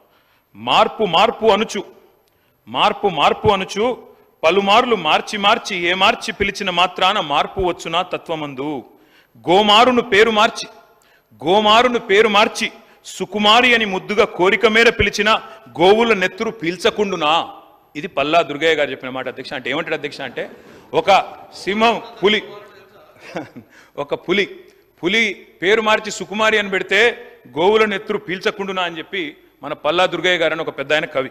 మన రాష్ట్రానికి ఇది కరెక్ట్ సార్. ఎందుకంటే అధ్యక్ష ఎన్నో హామీలు ఇచ్చారు, తీయటి పుల్లటి హామీలు ఇచ్చారు, బుట్టలో ఓట్లు వేయించుకున్నారు. ఈరోజు గెలిచినాక హామీలు బుట్ట దాఖలు చేస్తా ఉన్నారు. అధ్యక్ష నేను అడుగుతా ఉన్నా, ఈ ప్రభుత్వం ఈ బడ్జెట్లో ఎన్ని కానుకలు ఇచ్చింది అధ్యక్ష? దళితులకు ద్రోహం, మహిళలకు మోసం, నిరుద్యోగులకు నయవంచన ఒక్కటి కాదు అధ్యక్ష. కాంగ్రెస్ ఇచ్చిన హామీలు కొండంతా, గ్యారంటీ కార్డులు, డిక్లరేషన్లు చాంతాడంతా, కానీ బడ్జెట్లో కేటాయింపులు మాత్రం ఘోరంతనే అధ్యక్ష. అధ్యక్ష నేను అడుగుతా ఉన్న వారిని, ఎందుకంటున్నా అధ్యక్ష, నేను ఎకరానికి 15,000 రైతు భరోసా ఏది అధ్యక్ష? ఆడబిడ్డకు నెలకు 2,500 సాయానికి నిధులు ఏవి అధ్యక్ష? వృద్ధులకు, పెద్దలకు, దివ్యాంగులకు పెన్షన్ డబుల్ చేసేందుకు కేటాయింపులు ఎక్కడ? కేసీఆర్ ఇంట్లో ఒకరికే ఇస్తున్నాడు, మేము ఇద్దరికి ఇస్తాం. కేసీఆర్ 2,000 ఇస్తున్నాడు, మేము 4,000 ఇస్తాం. కేసీఆర్ గారు ఉద్యోగుల తల్లిదండ్రులకు పెన్షన్లు ఇస్తలేడు, మేము ఉద్యోగుల తల్లిదండ్రులకు కూడా ఇస్తామని చెప్పి ఉద్యోగుల మీద కూడా ప్రేమ చూపెట్టిన అధ్యక్ష. ఎలా ఉద్యోగులకు రుణమాఫీలో కటింగ్ పెడుతున్నారు, రేపు రైతు భరోసాలో కటింగ్ పెడతారట, అది కూడా వారు దయచేసి గమనించాలని చెప్పి కూడా నేను కోరుతా ఉన్నా. 5 లక్షల విద్యా భరోసా కార్డుకు ధనం ఏది అధ్యక్ష ఈ బడ్జెట్లో? తులం బంగారం స్కూటీలకు డబ్బులు ఏవి? కోతలు, ఎగవేతలు, కత్తిరింపులతో మసిబూసి మారేడికాయ చేసే ప్రయత్నం చేశారు. సవరించండి ప్లీజ్, రీఅప్రాప్రియేట్. మీరు కావాలంటే కొన్ని సెక్టర్లు తగ్గించుకోండి, దుబారా ఖర్చులు తగ్గియండి. అనవసరపు ఏకకాలంలో రుణమాఫీ చేయకపోయినా 2 సార్లు మాత్రం పత్రికల ప్రకటనలు ఇచ్చుకున్నారు. అనవసరపు ఆర్భాటాలు తగ్గించండి, అనవసరపు ఖర్చులు, దుబారా ఖర్చులు పక్కకు పెట్టండి, రీఅప్రాప్రియేట్ చేయండి అని అప్రాప్రియేషన్ బిల్ సందర్భంగా నేను అడుగుతా ఉన్నా. అధ్యక్ష భట్టి గారు స్వయంగా తిరిగారు, అఫిడవిట్ సైన్ చేశారు, దేవుడికి మొక్కి ఆ అఫిడవిట్ సైన్ చేసి మధ్యలో నామినేషన్ ముందు చెప్పారు ప్రజలకి 6 గ్యారంటీలు అఫిడవిట్లో నేను చెప్తున్నా అని అఫిడవిట్ సంతకం పెట్టారు అధ్యక్ష, బాండ్ పేపర్ మీద. మరి అధ్యక్ష ఏమైనాయి అధ్యక్ష? ఈరోజు ఎన్నికలకు ముందేమో రజనీకాంత్, ఎన్నికలు అయిపోయినాక గజనీకాంత్. అధ్యక్ష ఇంత జల్దీ మర్చిపోతారా అధ్యక్ష? డెడ్ లైన్ దాటింది అధ్యక్ష, 100 రోజుల గడువు దాటింది. అందుకే హెడ్ లైన్ మేనేజ్మెంట్ నడుస్తూ ఉంది. రోజొక్క లీక్ ఇవ్వాలి, రోజొక్క స్కామ్ అనాలి, ఏదో ఒకటి చేసి టైం పాస్ చేయాలి, అటెన్షన్ డైవర్ట్ చేయాలి. అధ్యక్ష నేను అడుగుతా ఉన్నా, ప్రచార పత్రంలో 100 రోజుల్లో అమలు చేస్తామని చెప్పిన గ్యారంటీలు, 100 రోజుల్లో 6 గ్యారంటీలను ఉదరగొట్టి 6 100 చేస్తాం 100 రోజుల్లో అని చెప్పిన మాటలు ఎక్కడున్నాయి అధ్యక్ష బడ్జెట్లో? ఎందుకు చెప్పలేదు? అసెంబ్లీలో 4 గోడల మధ్యన కూర్చొని 4 కోట్ల మంది తెలంగాణ ప్రజల్ని మభ్యపెట్టే ప్రయత్నం చేస్తే కుదరదు అధ్యక్ష. తెలంగాణ గడ్డ పోరాటాల గడ్డ, తప్పకుండా నిలదీస్తాం, ప్రశ్నిస్తాం అధ్యక్ష. అధ్యక్ష ఇంకా విచిత్రం, తెలంగాణలో సామెత ఉంది అధ్యక్ష, అన్న వస్త్రాల కోసం పోతే ఉన్న వస్త్రాలు పోయినట్టుంది అధ్యక్ష ఈరోజు పరిస్థితి. ఉండబట్టలేక ఓటేస్తే ఉన్నబట్ట కూడా లాక్కున్నారంటే ఎట్లుంది అధ్యక్ష అంటే, మేనిఫెస్టోలో ఏం చెప్పింది అధ్యక్ష, పెన్షన్లు పెంచుతాం, 2000 4000 చేస్తామన్నారు. ఏం చేస్తున్నారు అధ్యక్ష ఈరోజు? ఖమ్మం జిల్లాలో వారున్న జిల్లాలోనే లక్ష్మమ్మ అనే మహిళకు మొన్న ఆసరా పెన్షన్ రికవరీ పెట్టినారు అధ్యక్ష. ఆసరా పెన్షన్ రికవరీ అని చెప్పి లక్ష్మమ్మ గారు పాపం, ఆమె వృద్ధురాలు 80 ఏళ్ళు ఉంటుంది అనుకుంటా, ఆమె దగ్గర రికవరీ, కొత్తగా రికవరీ స్కీమ్ స్టార్ట్ అధ్యక్ష. ఆసరా pension recovery, Rythu Bandhu recovery, Kalyana Lakshmi recovery, ఇక చెప్పాలంటే చాలా ఉన్నాయి అధ్యక్ష. అధ్యక్ష గవర్నమెంట్ డెవలప్మెంట్ ఏజెంట్ ఉండాలి, రికవరీ ఏజెంట్ ఉండద్దు అధ్యక్ష. పోయి అది కూడా పేదవాళ్ళ మీద ప్రతాపం చూపెట్టడం అయితే మంచిది కాదు అధ్యక్ష. ఉన్న వాటిని ఊడగొడతామని భయపెడితే కొత్త అడగరు, వీళ్ళని అదరగొట్టొచ్చని ప్రయత్నం చేస్తున్నారు. కానీ వాళ్ళ తరపున అడగడానికి ప్రధాన ప్రతిపక్షంగా బీఆర్ఎస్ పార్టీ కేసీఆర్ బృందం ఇక్కడ ఉందనే మాట మర్చిపోవద్దని చెప్పి నేను వారికి విజ్ఞప్తి చేస్తా ఉన్నా అధ్యక్ష. దుర్వినియోగం దుష్ప్రచారం చేయాలి, అవినీతి జరిగిందని ముద్రేయాలి, స్కామ్ల మకిలి అంటించి స్కీమ్లను ఎత్తేయాలి, అప్పుల పాలైంది రాష్ట్రం అని చెప్పి 6 గ్యారంటీలకు మంగళం పాడాలి. ఇది వీళ్ళ ఎజెండా అధ్యక్ష. మేము వాళ్ళని వదిలిపెట్టాం అధ్యక్ష. రికవరీ చేయాల్సి వస్తే ప్రజలు చేయాలి అధ్యక్ష. రికవరీ ఏం రికవరీ చేయాలి అధ్యక్ష? వీళ్ళ మీద పెట్టాలి రికవరీ ఛార్జ్ షీట్. 2 లక్షల తులాల బంగారం బాకీ ఉన్నారు మీరు. కళ్యాణ లక్ష్మి కేసీఆర్ ఇస్తే మీదికెళ్ళి తులం బంగారం ఇస్తామని చెప్పి మహిళలకు సెంటిమెంట్ కొట్టిన అధ్యక్ష. వీళ్ళు ఏడబోయింది అధ్యక్ష మరి తులం బంగారం? మొన్న మా విప్ గారు సిరిసిల్లకు వచ్చి బ్రహ్మాండంగా కళ్యాణ లక్ష్మి చెక్కులు ఇచ్చినారు అధ్యక్ష. కేసీఆర్ గారి టైంలో ఇచ్చిన 1,116 తప్ప మరి తులం బంగారం విప్ గారికి దొరకలేదా? గవర్నమెంట్కి దొరకలేదా? బంగారం షాపులు బంద్ అయినాయా రాష్ట్రంలో? లేకపోతే గోల్డ్ రిజర్వ్లు తగ్గినాయా భారతదేశంలో? వాళ్ళే చెప్పాలి అధ్యక్ష. చేయూత అధ్యక్ష, మా పేదలు ఎవరైతే వృద్ధులు ఉన్నారో, వితంతులు ఉన్నారో, ఒంటరి మహిళలు ఉన్నారో వాళ్ళు పెట్టాలా వీళ్ళ మీద రికవరీ అధ్యక్ష. మాట తప్పినందుకు గత 8 నెలలుగా 2000 నుంచి 4000 చేయనందుకు అప్పుడు వాళ్ళు పెట్టాలా రికవరీ మీ మీద. మహాలక్ష్మి మా ఆడబిడ్డలు 1,68,00,000 మంది ఎదురు చూస్తా ఉన్నారు. 18 ఏళ్ల పైబడ్డ ఆడబిడ్డలు నెలకు 2,500 ఇస్తామని చెప్పిన మాట వారందరూ ఎదురు చూస్తున్నారు. వాళ్ళు పెట్టాలా 8 నెలల రికవరీ మీ మీద అధ్యక్ష. మేము ఉత్తగానే ఆరోపణలు చేస్తలేం అధ్యక్ష. మీకు ఒక విషయం చూపెట్టాలా. ఇది గౌరవనీయులు భారత ప్రతిపక్ష నాయకులు రాహుల్ గాంధీ గారి ట్వీట్ అధ్యక్ష. వారు ఆనాడు ఎన్నికల సందర్భంగా అశోక్ నగర్కి వచ్చారు.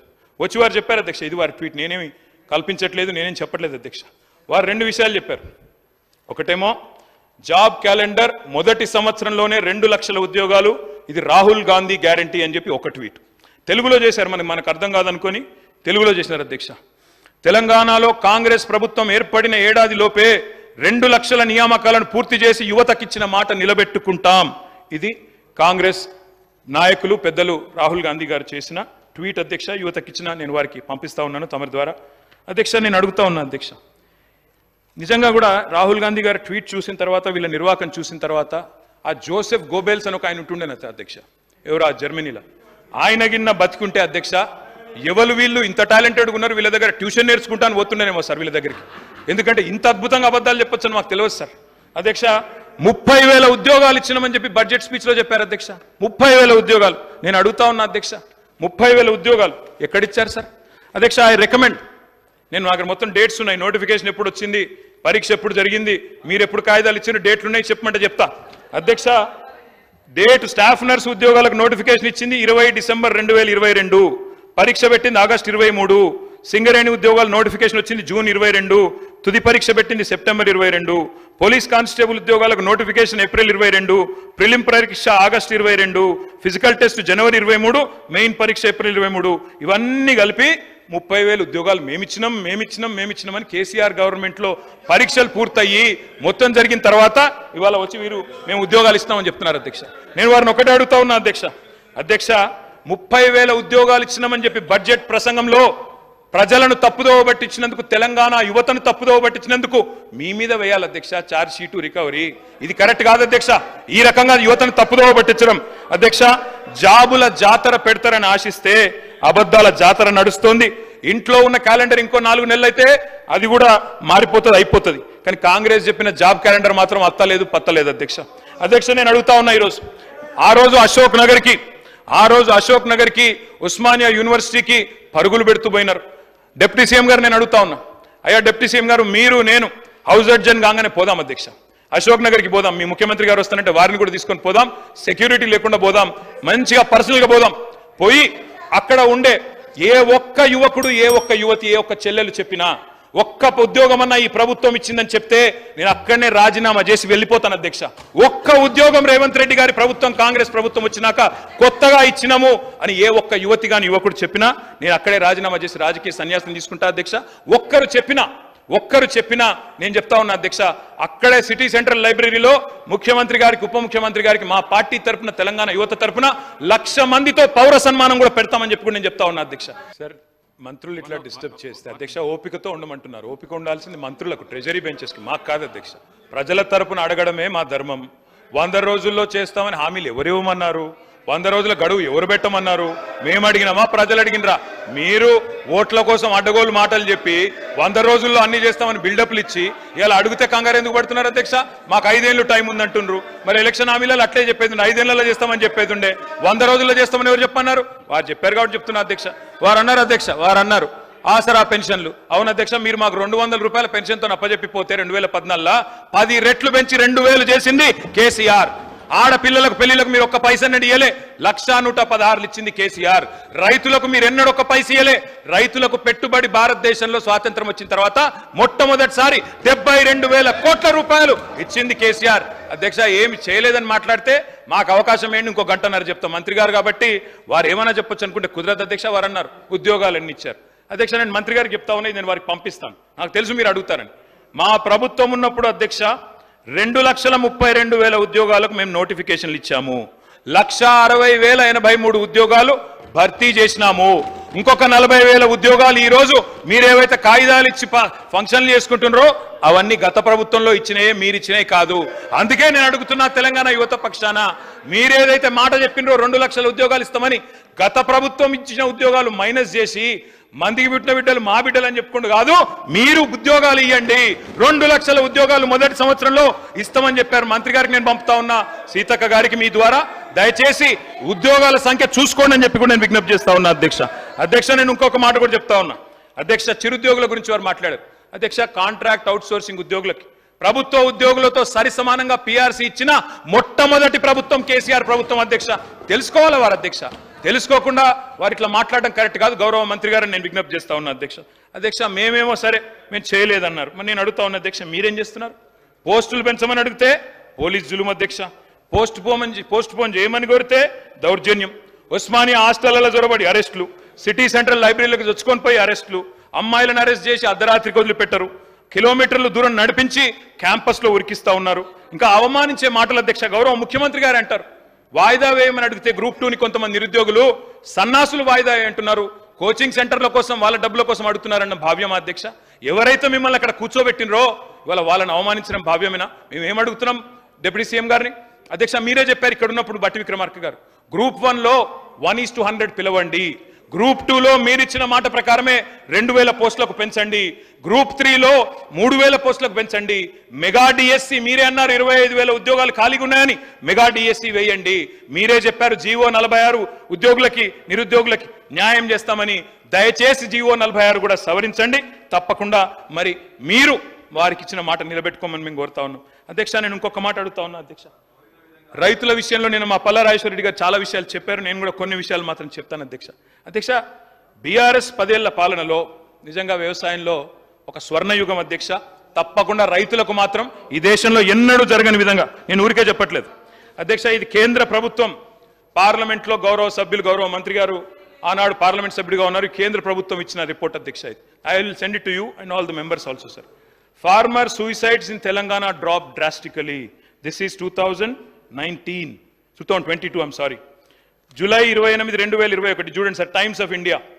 Telangana's farmer suicide rate dips, centre says lowest in the country. భారతదేశంలోనే అత్యల్పంగా రైతుల ఆత్మహత్యలు నమోదవుతున్న రాష్ట్రం ఏది? ఎందుకైంది అధ్యక్ష? ఎందుకు ఆత్మహత్యలు తగ్గినాయి? ఏ కారణం చేత తగ్గినాయి అధ్యక్ష? ఒకటే ఒక్క కారణం అధ్యక్ష, ఎందుకంటే కేసీఆర్ గారి ప్రభుత్వం వచ్చిన తర్వాత అధ్యక్ష మంత్రులు రన్నింగ్ కామెంటరీ చేయడం సబబు కాదు అధ్యక్ష. వారిని నేను కోరేది, కేసీఆర్ గారి హయాంలో ఎట్లా ఉండే, కాంగ్రెస్ వచ్చిన తర్వాత ఎట్లుందంటే అధ్యక్ష 7 నెలల కాంగ్రెస్ ఏలికలో వ్యవసాయం అంటే సంక్షోభం, కాంగ్రెస్ రాగానే కరెంటు కోతలు, కాంగ్రెస్ రాగానే సాగునీళ్లు కట్టు, పంటలు ఎండుడు, కాంగ్రెస్ రాగానే టైంకు రైతు బంధు కూడా కట్ అయిపోయింది అధ్యక్ష. 10 ఏళ్లు ఆగిన అన్నదాతల ఆత్మహత్యలు ఈ రోజు మళ్ళీ తిరిగి ప్రారంభమైనాయి. నేను ఊరికే చెప్పట్లేదు సార్, నేను ఊరికే ఏదో మాట కోసం మాటగా చెప్పట్లేదు సార్. నేను రిపోర్ట్ కూడా తీసుకొని వచ్చిన సార్. నేను గౌరవనీయులైన డిప్యూటీ సీఎం గారు కూడా పంపుతా ఉన్నా. గతంలో ప్రతిపక్ష నాయకుడు మాట్లాడుతూ రైతులు ఆత్మహత్యలు చేసుకుంటున్నారంటే లిస్టు పంపండి, నేను చేస్తాను, వారికి న్యాయం చేస్తానని ముఖ్యమంత్రి గారు అన్నారు. సార్ ఇది లిస్టు మొత్తంగా ఇప్పటి వరకు ఈ రాష్ట్రంలో కాంగ్రెస్ ప్రభుత్వం వచ్చిన తర్వాత నేను వారికి గౌరవనీయులైన ఉప ముఖ్యమంత్రి గారికి ప్రభుత్వానికి లిస్టు పంపుతా ఉన్నా. 388 మంది రైతులు ఆత్మహత్యలు చేసుకున్నారు. లిస్టు పేర్లతో సహా పంపుతున్నాను. ప్రభుత్వం చూసుకోవచ్చు, వారికి న్యాయం చేయాలని తమరి ద్వారా నేను కోరుతా ఉన్నా అధ్యక్ష. అధ్యక్ష 10 ఏళ్లు లేని సాగునీటి కష్టాలు ఎందుకు మొదలైనాయి అధ్యక్ష? రైతు చల్లగా ఉంటే పల్లె పచ్చగా ఉంటది. గ్రామీణ ఆర్థిక వ్యవస్థకు కేంద్ర బిందువు ఆయువు పట్టు అన్నదాత. ఇవాళ 47% మందికి మీరు చెప్పిన సోషియో ఎకనామిక్ అవుట్లుక్లోనే రైతులే ఈరోజు ఆలంబనగా ఉన్నారు.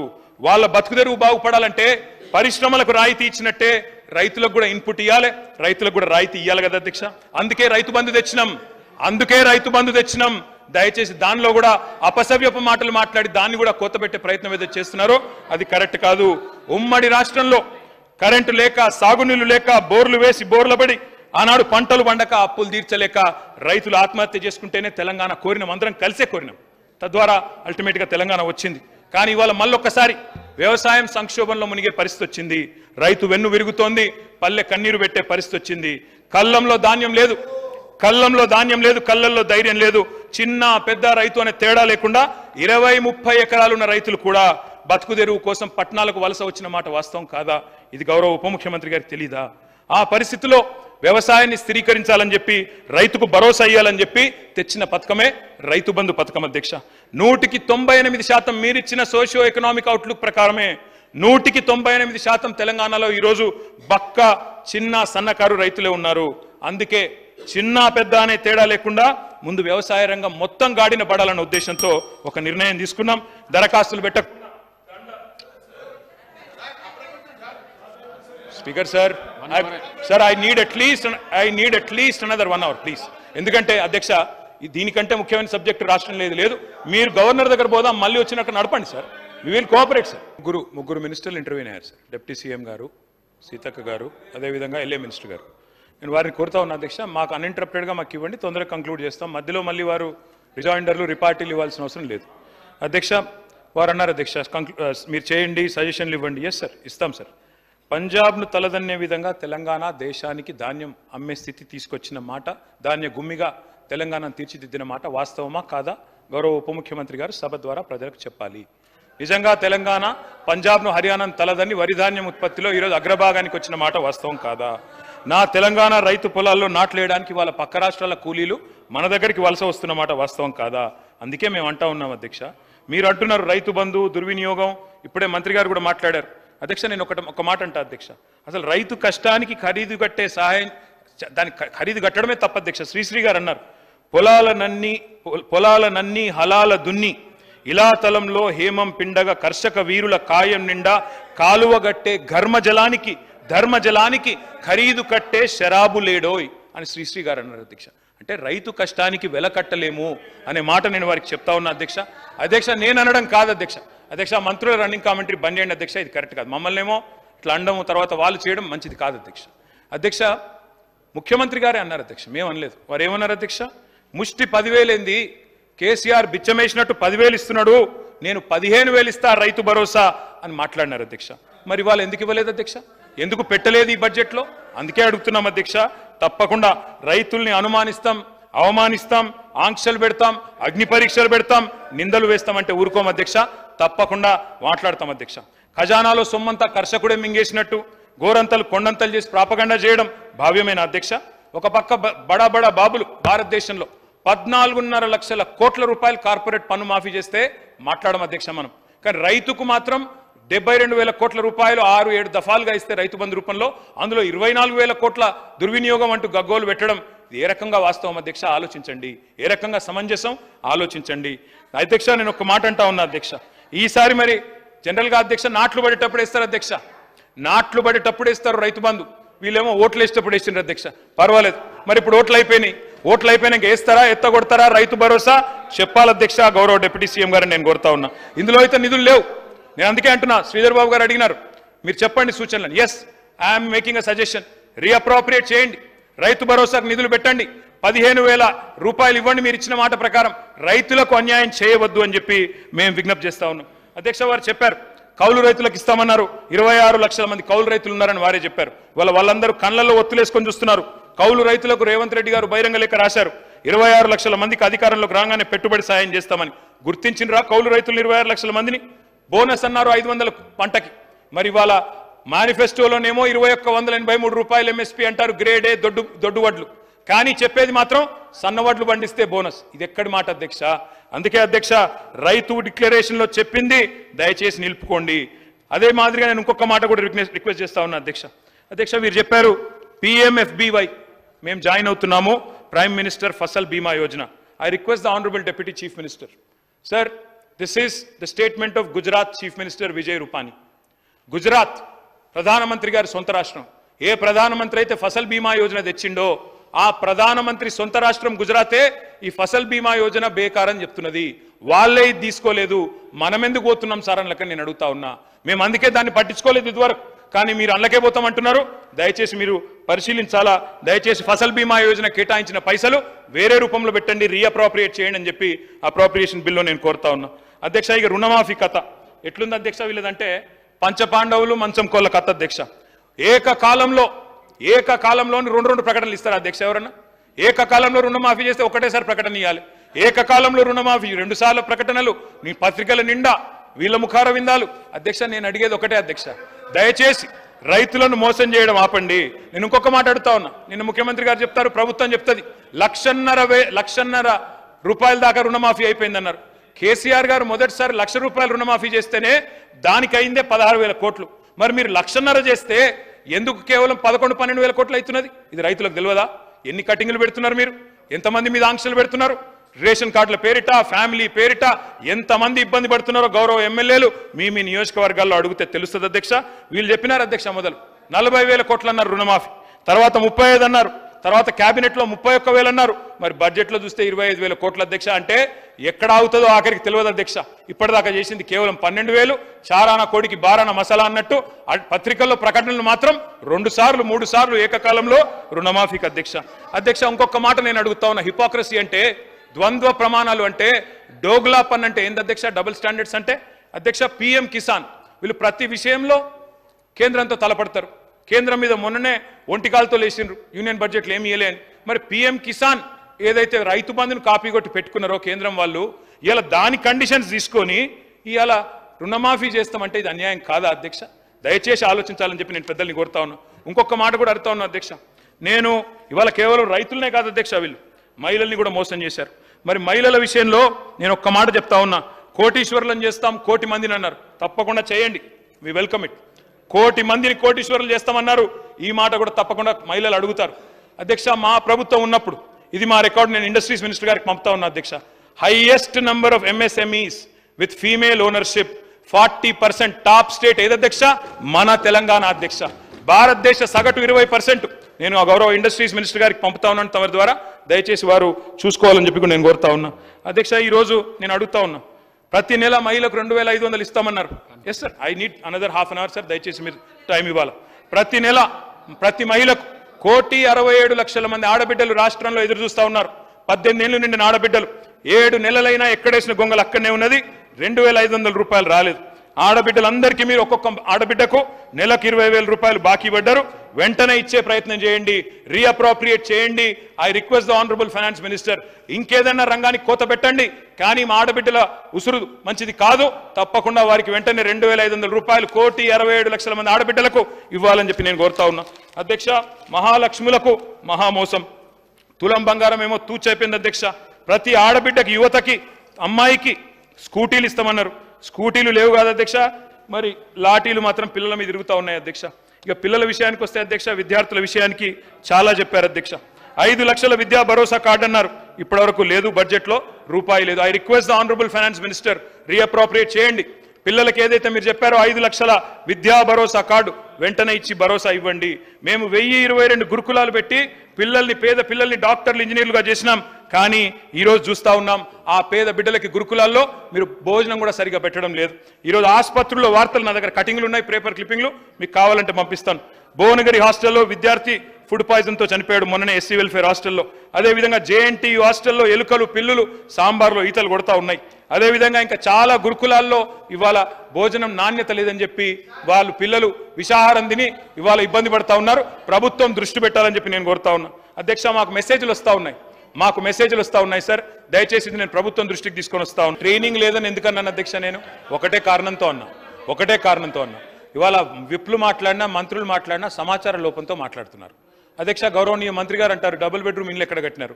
మనం కూర్చున్న హైదరాబాద్లోనే 1,00,000 డబుల్ బెడ్రూమ్ ఇల్లు కట్టినాం. కావాలంటే మున్సిపల్ మంత్రిని అడగండి, అధికారులను అడగండి, చెక్ చేసుకోండి.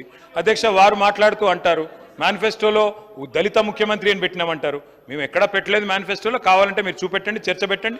పెట్టలేదు. Sridhar Babu, correct yourself. I'm telling you, correct yourself. అధ్యక్ష, వీళ్ళకి ఇంత బాధ ఎందుకు అధ్యక్ష? నేను అంటున్నా, అంబేద్కర్ మీద ప్రేమ పొంగిపోతుంది వీళ్ళకి. నేను అడుగుతా ఉన్నా, మెస్సు ఛార్జీలు, అంబేద్కర్ మీద ప్రేమ అంటే మేము ఏమంటున్నాం అధ్యక్ష? మేము ప్రపంచంలోనే అతిపెద్దదైన 125 అడుగుల ఎత్తున్న డాక్టర్ బాబాసాహెబ్ అంబేద్కర్ విగ్రహం మేము పెట్టినాం. సచివాలయానికి డాక్టర్ బాబాసాహెబ్ పేరు పెట్టినాం. మీకు మొన్న ఏప్రిల్ 14 నాడు ఆ 125 అడుగుల ఎత్తున్న అంబేద్కర్ విగ్రహానికి కనీసం పూలు జల్లే సంస్కారం కూడా లేని ప్రభుత్వం ఇది. వాళ్ళు మాట్లాడితే ఎట్లా అధ్యక్ష?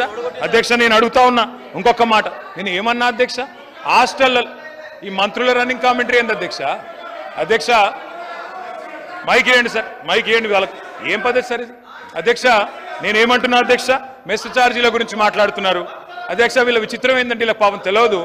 కాంగ్రెస్ పార్టీ ఏదో నిన్ననే ఆకాశంలో చూడిపడ్డట్టు, ఇదివరకు లేనట్టు 50 ఏళ్ళు ఈ దేశాన్ని నడిపింది, రాష్ట్రాన్ని నడిపింది మీరే కదా. ఈ సమస్యలన్నిటికీ శతకోటి సమస్యలకు మీరు కాదా మూలం? ఇలా మీరు మాట్లాడితే ఎట్లా అధ్యక్ష? మెస్ ఛార్జీలు ఎంత పెంచినామో సభ్యులకు తెలియదు.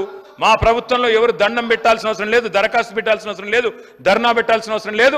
ఇవాళ మేము మెస్ ఛార్జీలు పెంచాం. మీకు చేతనైతే ఇంకా పెంచండి, మేము వద్దంటలేదు కదా. దళిత బంధు గురించి మాట్లాడారు. నేను అడుగుతున్నా అధ్యక్ష, 75 ఏళ్లలో భారతదేశ స్వాతంత్రానంతరం 75 ఏళ్లలో ఏ ముఖ్యమంత్రి గాని ఏ ప్రధానమంత్రి గాని ఒక దళిత కుటుంబానికి 10 లక్షల రూపాయలు ఇవ్వాలన్న ఆలోచన కేసీఆర్ వచ్చేదాకా చేసిండు అధ్యక్ష. మరి ఇలా వీళ్ళు మాట్లాడితే ఎట్లా అధ్యక్ష? నేను అడుగుతా ఉన్నా అధ్యక్ష, I'm saying it with utmost sincerity. అధ్యక్ష, హాస్టళ్లలో ఇన్సిడెంట్లు జరుగుతూ ఉన్నాయి, ఎలుకలు వస్తున్నాయి, పిల్లలు విషాహారం తిని ఇబ్బంది పాలవుతున్నారు. గౌరవ మంత్రి గారికి, డిప్యూటీ సీఎం గారికి హౌస్ ఆర్డర్లో పెట్టండి సార్. డిప్యూటీ సీఎం గారికి పంపండి, దయచేసి చూడమని చెప్పండి. పేద విద్యార్థులకు వాళ్ళ విదేశీ విద్య కళ నెరవేర్చాలని చెప్పి 6,651 మంది పేద విద్యార్థులకు అంబేద్కర్ ఓవర్సీస్ స్కాలర్షిప్ పేరు మీద, మహాత్మా జ్యోతిబా ఫూలే స్కాలర్షిప్ పేరు మీద, అదే మాదిరిగా మౌలానా అబుల్ కలాం ఆజాద్ స్కాలర్షిప్ పేరు మీద దాదాపు 6,650 మందిని 20 లక్షల రూపాయలు చొప్పునిచ్చి పంపించినాం.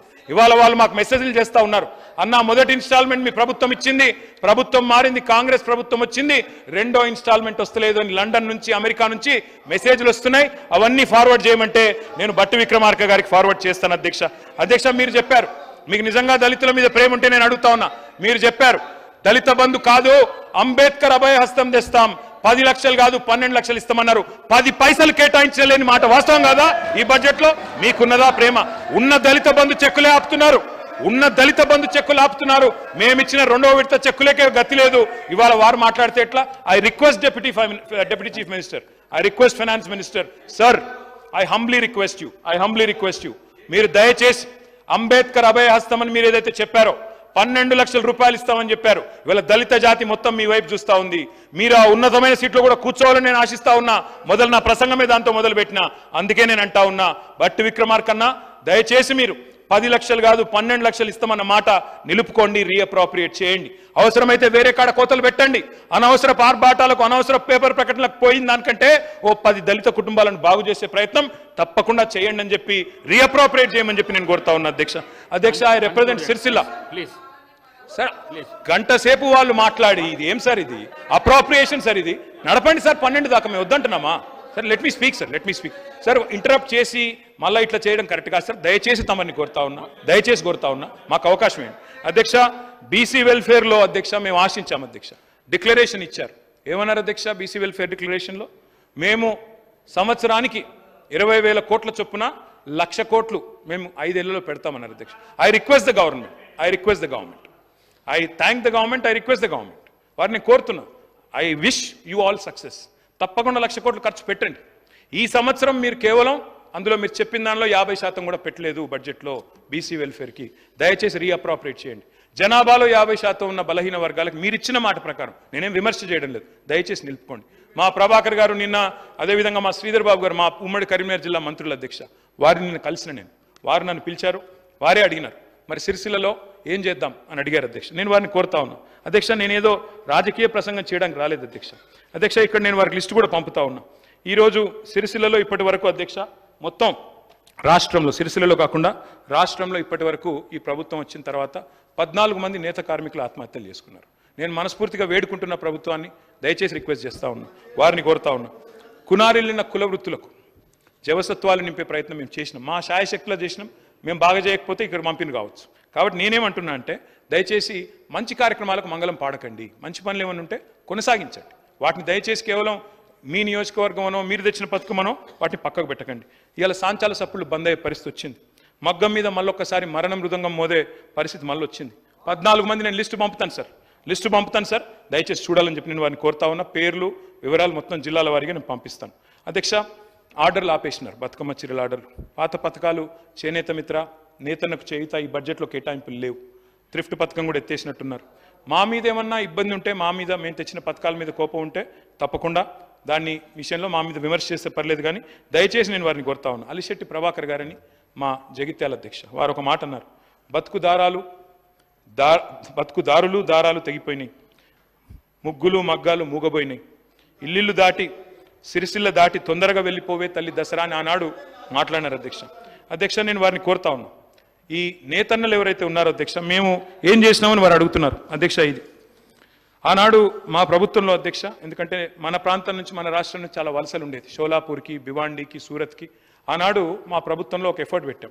గౌరవనీయులు ఆనాటి ముఖ్యమంత్రి కేసీఆర్ గారు సూరత్కి వలసపోయిన కార్మికులను పిలిపించుకొని వారితో పాటు భోజనం చేసి ఓ రోజు దాదాపు 4-5 గంటలు గడిపి వారందరికీ అభయహస్తం ఇచ్చి వారు పిలిచి ఆనాడు వరంగల్లో వారి కోసం ఒక ప్రత్యేకంగా పార్కు పెడితే, ఇది ఈనాడు పేపర్లో వచ్చిన వార్త. శ్రామికులుగా పోయినారు, పారిశ్రామికులుగా తిరిగి వచ్చారు అనే వార్త నేను గౌరవ ప్రభుత్వానికి పంపుతున్నాను, చూడాలని చెప్పి నేను కోరుతా ఉన్నాను. వారు నేను మనస్ఫూర్తిగా, ముఖ్యమంత్రి గారు కూడా వచ్చారు, వారికి కూడా నేను చేసే విజ్ఞప్తి ఒకటే, నరాలను పోగులుగా చేసి, రక్తాన్ని రంగుగా మార్చి, గుండెల్ని కండెలుగా చేసి, చెమట చుక్కల్ని చీరలుగా మార్చి, పేగుల్ని వస్త్రాలుగా అందించి మనుషులకు నాగరికత అందించిందే పద్మశాలి సోదరులు, నేతన్నలు.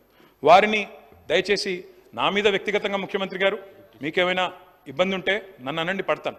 కానీ సిరిసిల్ల నేతన్నలను, వారి ఉత్పత్తులను దయచేసి నా విజ్ఞప్తి మీతో, బతుకమ్మ చీరలు ఇష్టం లేకపోతే ఆ పేరు ఇష్టం లేకపోతే పేరు మార్చుకోండి, దయచేసి తమరితో request. I thank the honourable minister గారు చాలా సహృదయంతో స్పందించినందుకు వారికి ధన్యవాదాలు సార్. వారు చెప్పినా మేము చెప్పినా ఒకటే చెప్తున్నాం సార్. ఇప్పటికీ ఈ రాష్ట్రంలో 15 మంది, నేను ప్రభుత్వానికి లిస్టు కూడా పంపుతున్నాను సార్, 15 మంది చేనేత కార్మికులు కాంగ్రెస్ ప్రభుత్వం వచ్చిన తర్వాత ఆత్మహత్య చేసుకున్నారు. వారిని ఆదుకోమని చెప్పి నేను గౌరవనీయులైన మంత్రి గారికి, గౌరవ ప్రభుత్వానికి నేను విజ్ఞప్తి చేస్తూ ఉన్నాను. అధ్యక్ష, సిరిసిల్ల విషయం వారు చెప్పారు, జియో నంబర్ 1 అన్నారు, చాలా సంతోషం అధ్యక్ష. జియో నంబర్ 1లో ఏం చెప్పినారు అధ్యక్ష, 365 రోజులు సిరిసిల్లలో నేతన్నలకు, రాష్ట్రంలో నేతన్నలకు పని కల్పిస్తామని చెప్పారు. 365 రోజులు. మరి ప్రభుత్వం ఏర్పడి ఇది 8వ నెల. నేను వారిని కోరుతా ఉన్నా, గౌరవనీయులైన ముఖ్యమంత్రి గారిని కూడా కోరుతా ఉన్నాను, తప్పకుండా 365 రోజులు పని మీరేదైతే గవర్నమెంట్ ఆర్డర్లో చెప్పారో కల్పించండి. మేము గతంలో ఉత్పత్తి చేసిన బతుకమ్మ చీరలు నాణ్యత లేవు అనే మాట మాట్లాడినారు. ఓకే అధ్యక్ష, మీరు ఒకవేళ అవి నాణ్యంగా అనిపించకపోతే అవి పాలియస్టర్ ఉత్పత్తులు. మేము ఆనాడు ఖర్చు పెట్టింది ఒక్కొక్క చీర మీద 330 రూపాయలు, 340 రూపాయలు 1 కోటి మంది మహిళలకు ఇచ్చినాం అధ్యక్ష.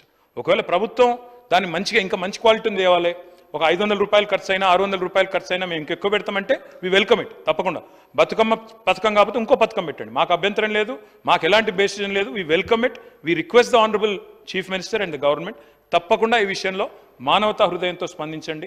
వాళ్ళు చనిపోతూ ఉంటే మనం తప్పకుండా ఆదుకుంటే మంచిది, మీకే మంచి జరుగుతుంది, మీకే మంచి పేరు వస్తుంది. ముఖ్యమంత్రి గారిని నేను కోరుతా ఉన్నాను. అధ్యక్ష, గొల్లకుర్మ సోదరులకు కూడా మా ప్రభుత్వం ఉన్నాడు, మరి గొర్రెల పంపిణీ పథకం పెట్టి ప్రోత్సహించే ప్రయత్నం చేశాం. అందులో మన ముఖ్యమంత్రి గారు మాట్లాడితే తప్పులు జరిగినాయన్నారు. తప్పులేమన్నా జరిగింటే తప్పకుండా చర్యలు తీసుకోండి. ప్రభుత్వంలో ఒకనాడు రాజీవ్ గాంధీ గారు అన్నారని చెప్పి మొన్న బట్టి విక్రమార్క గారు బడ్జెట్ స్పీచ్లో కూడా చెప్పారు, ఢిల్లీలో రూపాయి విడుదలవుతే కిందికి వచ్చేసరికి 15 పైసలే ఉంటుంది అన్నారు. ప్రభుత్వంలో ఎక్కడెక్కడైనా లొసుగులు ఉంటే ఇప్పుడు సాంకేతిక పరిజ్ఞానం వచ్చింది, ఆధునిక సాంకేతికత వచ్చింది, తప్పకుండా చర్యలు తీసుకోండి. కమర్షియల్ ట్యాక్సెస్ అయినా ఇంకో డిపార్ట్మెంట్లో అయినా ఏమైనా తప్పులు జరిగింటే లొసుగులు ఉంటే మేము వద్దనట్లేదు అధ్యక్ష. 100% దట్ ఈస్ ద రెస్పాన్సిబిలిటీ. నిన్న సివిల్ సప్లైస్ మినిస్టర్ కూడా చెప్పారు, రెవెన్యూ రికవరీ చట్టాన్ని ప్రయోగిస్తామన్నారు. తప్పకుండా ప్రయోగించండి. మేమేమైనా గతంలో ఇన్కంప్లీట్గా వదిలిపెట్టిపోతే we welcome the government, will fully cooperate with the government sir. మాకు ఎలాంటి బెసిషన్ లేదు. కాకపోతే మీరు వాళ్ళకి మాట ఇచ్చారు 100 రోజుల్లో 2వ విడత గొర్రెల పంపిణీ అన్నారు. దయచేసి చేయండి. మా రిక్వెస్ట్ గొర్రెలు ఇవ్వకుండా డీడీలు ఇవ్వకుండా, డీడీలు మాత్రం ఇచ్చారు, అది కాదు. తప్పకుండా గొర్రెలు ఇవ్వండి అని కోరుతా ఉన్నాం.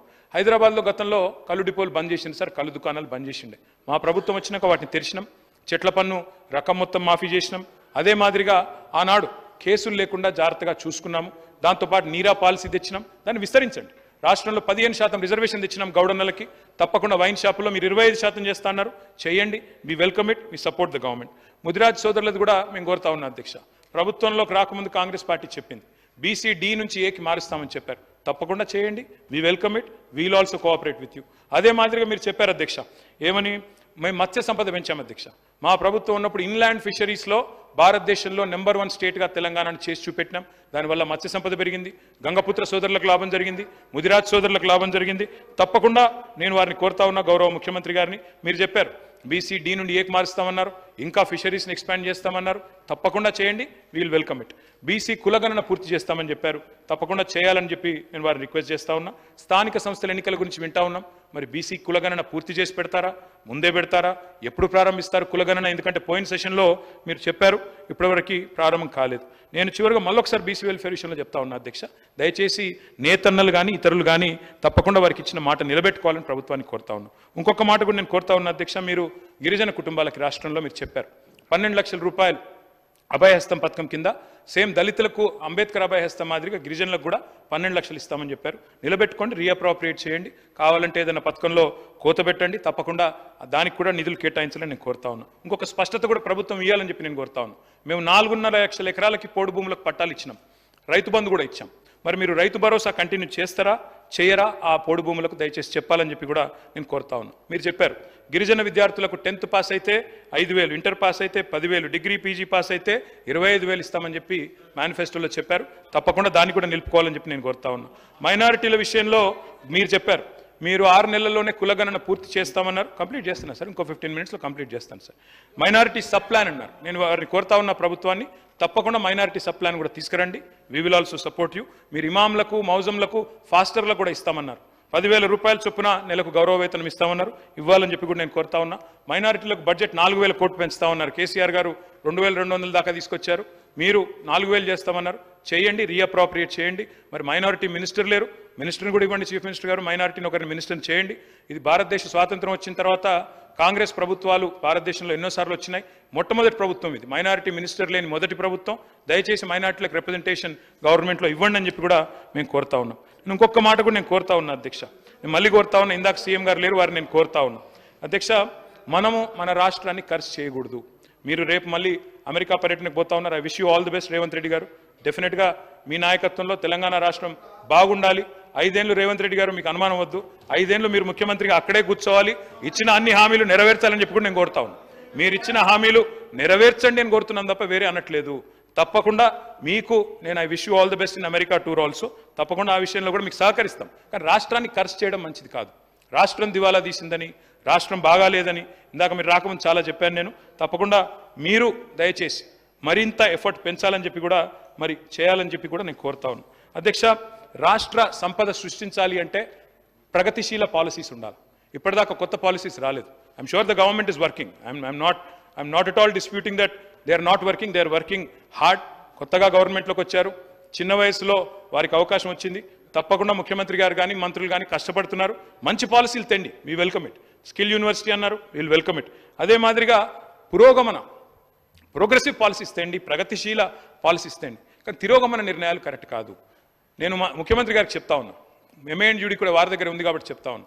ఒరిజినల్గా మేము డిజైన్ చేసింది ఏంటి సార్ అంటే, ఎయిర్పోర్ట్కి 3 రకాల కనెక్టివిటీ ఉండాలి మెట్రో అని డిజైన్ చేశాం. అందులో మొదటి ఫేజు శంషాబాద్కి ఔటర్ రింగ్ రోడ్ మీదుగా ఎందుకు తీసుకుపోయే ప్రయత్నం చేసినామంటే ఒకటే కారణం, ఎందుకంటే అందులో ల్యాండ్ అక్విజిషన్ లేదు. ఏమైందంటే రాజశేఖర రెడ్డి గారి ప్రభుత్వంలో ఓఆర్ఆర్ ప్లాన్ చేసినప్పుడు గౌరవనీయులు జైపాల్ రెడ్డి గారు అర్బన్ డెవలప్మెంట్ మినిస్టర్, మా సబితా ఇంద్రారెడ్డి గారు ఎప్పుడు చెప్తా ఉంటారు, ఆనాడు ఓఆర్ఆర్ డిజైన్ చేసినప్పుడు జయపాల్ రెడ్డి గారు ఏం చెప్పారు, రాజశేఖర రెడ్డి గారు ఏం చెప్పారు, చాలాసార్లు చెప్తా ఉంటారు సబితక్క.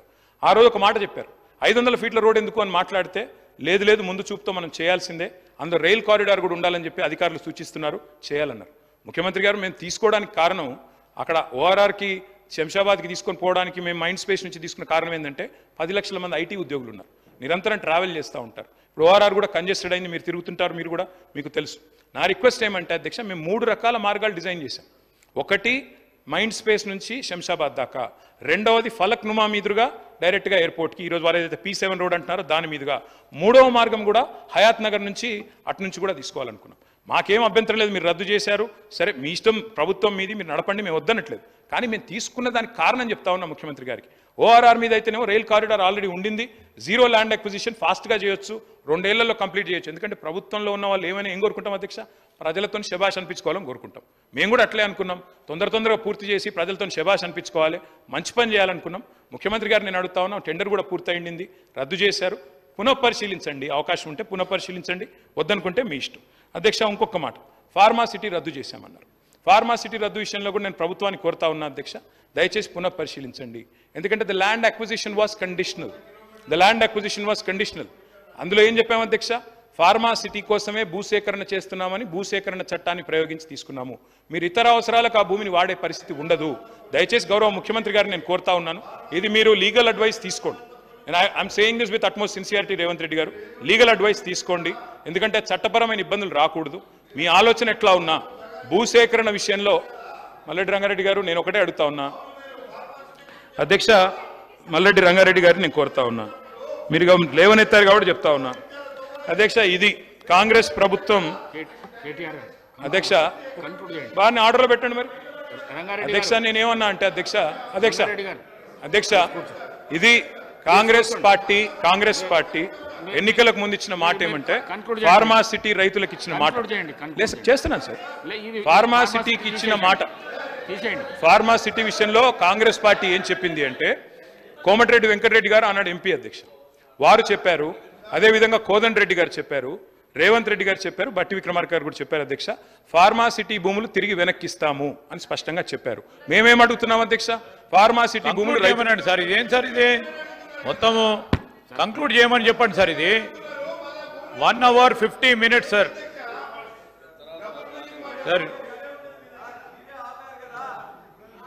అధ్యక్ష I'm making constructive suggestions, I'm requesting Revanth Reddy గారు, సీఎం గారు, నేను అడిగేది మీరు లీగల్గా అడ్వైస్ తీసుకోండి. ఎందుకంటే చట్టము ఆనాడు మనము భూసేకరణ చేసింది ఒక కండిషన్ మీద, అది కాకుండా దీన్ని దేనికి పెట్టినా కూడా మీరు న్యూయార్క్ చేస్తాం మహేశ్వరం అని చెప్పారు, ఆడ న్యూయార్క్ చేయండి, యువతల లండన్ చేస్తామంటున్నారు, మూసీని చేయండి వద్దంటలేము, యువతల టోక్యో కూడా చేస్తాం, మీరు షాబాద్ అంటే చేయండి, మేము వద్దంటలేము. కానీ ఆ చట్టం ఒకసారి చూసుకోండి, అదొక్కటి చూసుకోమని నేను కోరుతా ఉన్నా.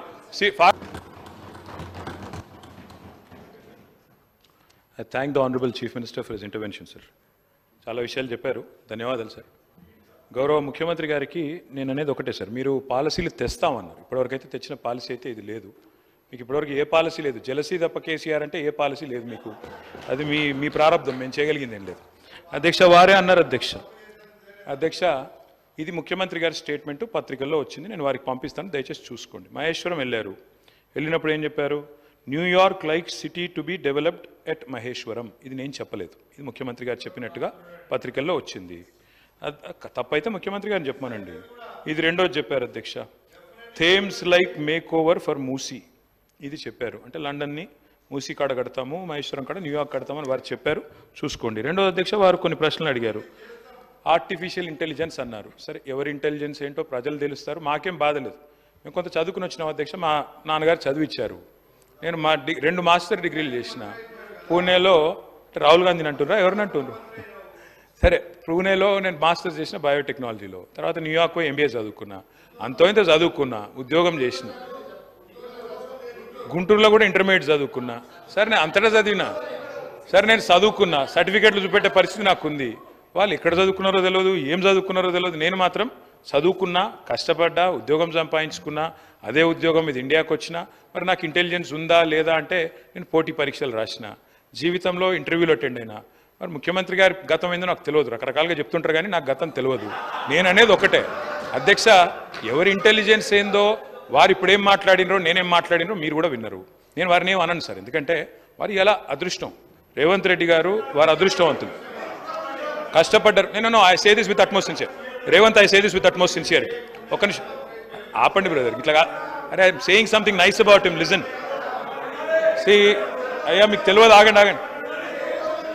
అధ్యక్ష, నాకు రేవంత్ రెడ్డి గారు దాదాపుగా 20 ఏళ్ళ నుంచి తెలుసు, ఒక 18 ఏళ్ళ నుంచి తెలుసు.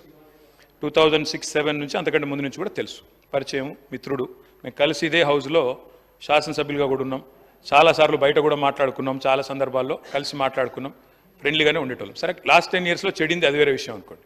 అధ్యక్ష, I wish my friend luck. ఎందుకంటే చిన్న వయసులో మీరు సీఎం అయిన రేవంత్, ఐ కంగ్రాచులేట్ యూ. ఎందుకంటే కష్టపడ్డారు, దక్కా మొక్కిలు తిని మొత్తానికైతే తప్పే ఉంది బ్రదర్, ఆయనకు లేని అభ్యంతరం మీకెందుకు. సరే, రేవంత్ రెడ్డి గారు అరే కుసో స్వామి, ఎందుకు దీనికి? I use to call him Revanth only, what is your problem? సరే ఓకే, రేవంత్ రెడ్డి గారు మీ వాళ్ళకి బాధ అవుతున్నట్టు, కుసో. అధ్యక్ష, సభానాయకుడిని ఆయనకు లేని బాధ మీకెందుకు స్వామి? అధ్యక్ష, రేవంత్ రెడ్డి గారికి అరే నేనేమన్నా భయ్, అరే నేనేమన్నా అసలు?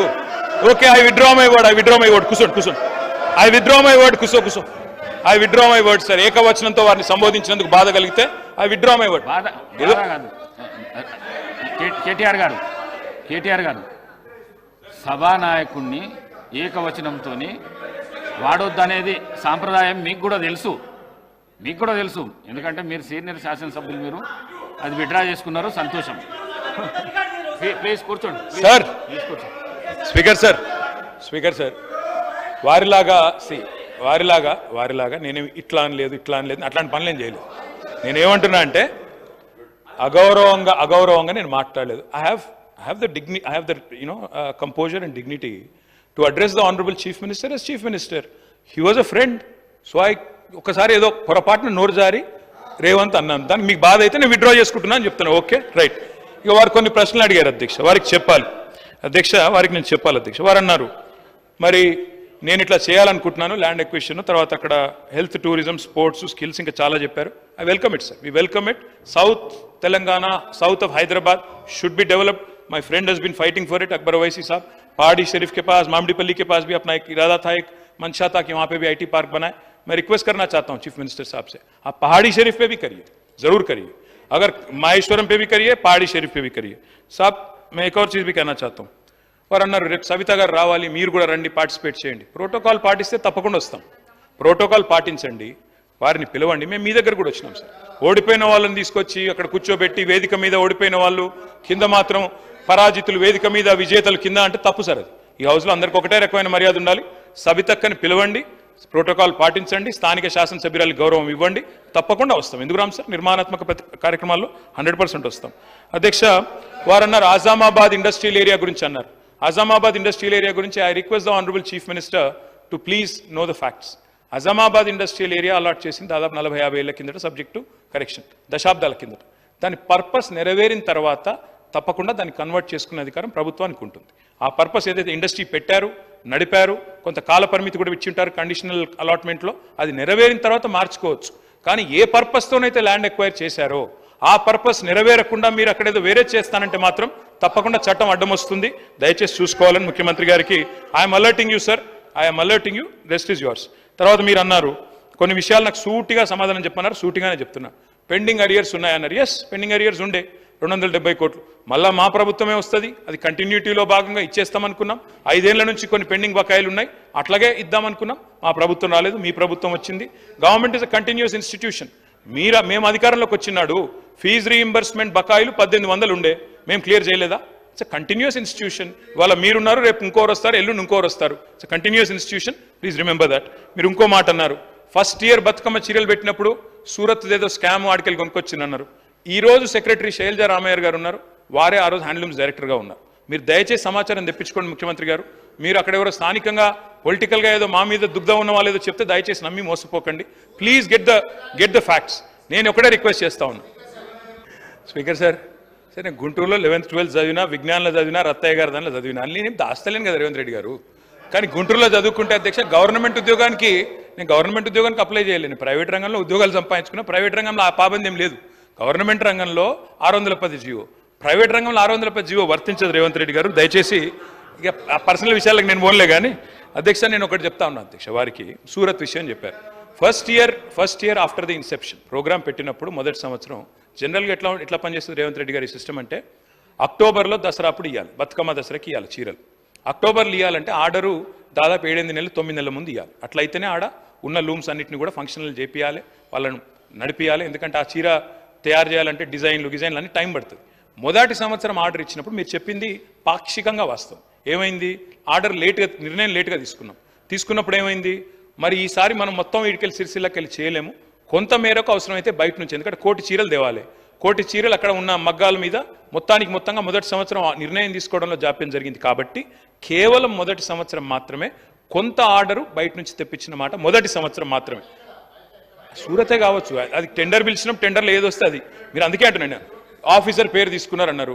యాక్చువల్లీ అధ్యక్ష నేను కూడా బిజినెస్ రూల్ చదివినా, మీరు కావాలంటే ఆఫీసర్లను స్పెషల్ అటెండీస్ కింద పిలవచ్చు, కావాలంటే పిలిపియండి, చర్చ పెట్టండి, నేను వద్దంటలేను. దయచేసి నేను వారితో కోరేది ఏంటంటే, ఏమన్నా అనుమానం ఉంటే రేవంత్ రెడ్డి గారు 10 ఏళ్ల పాలన మీద బ్రహ్మాండంగా ఎంక్వైరీ చేయండి, ఎక్కడ తప్పులు జరిగినా మీరు చర్య తీసుకోండి. We welcome it sir, we welcome it, ఆ విషయంలో అనుమానం లేదు. అధ్యక్ష ఇంకొక 2 విషయాలు అడిగారు వారు.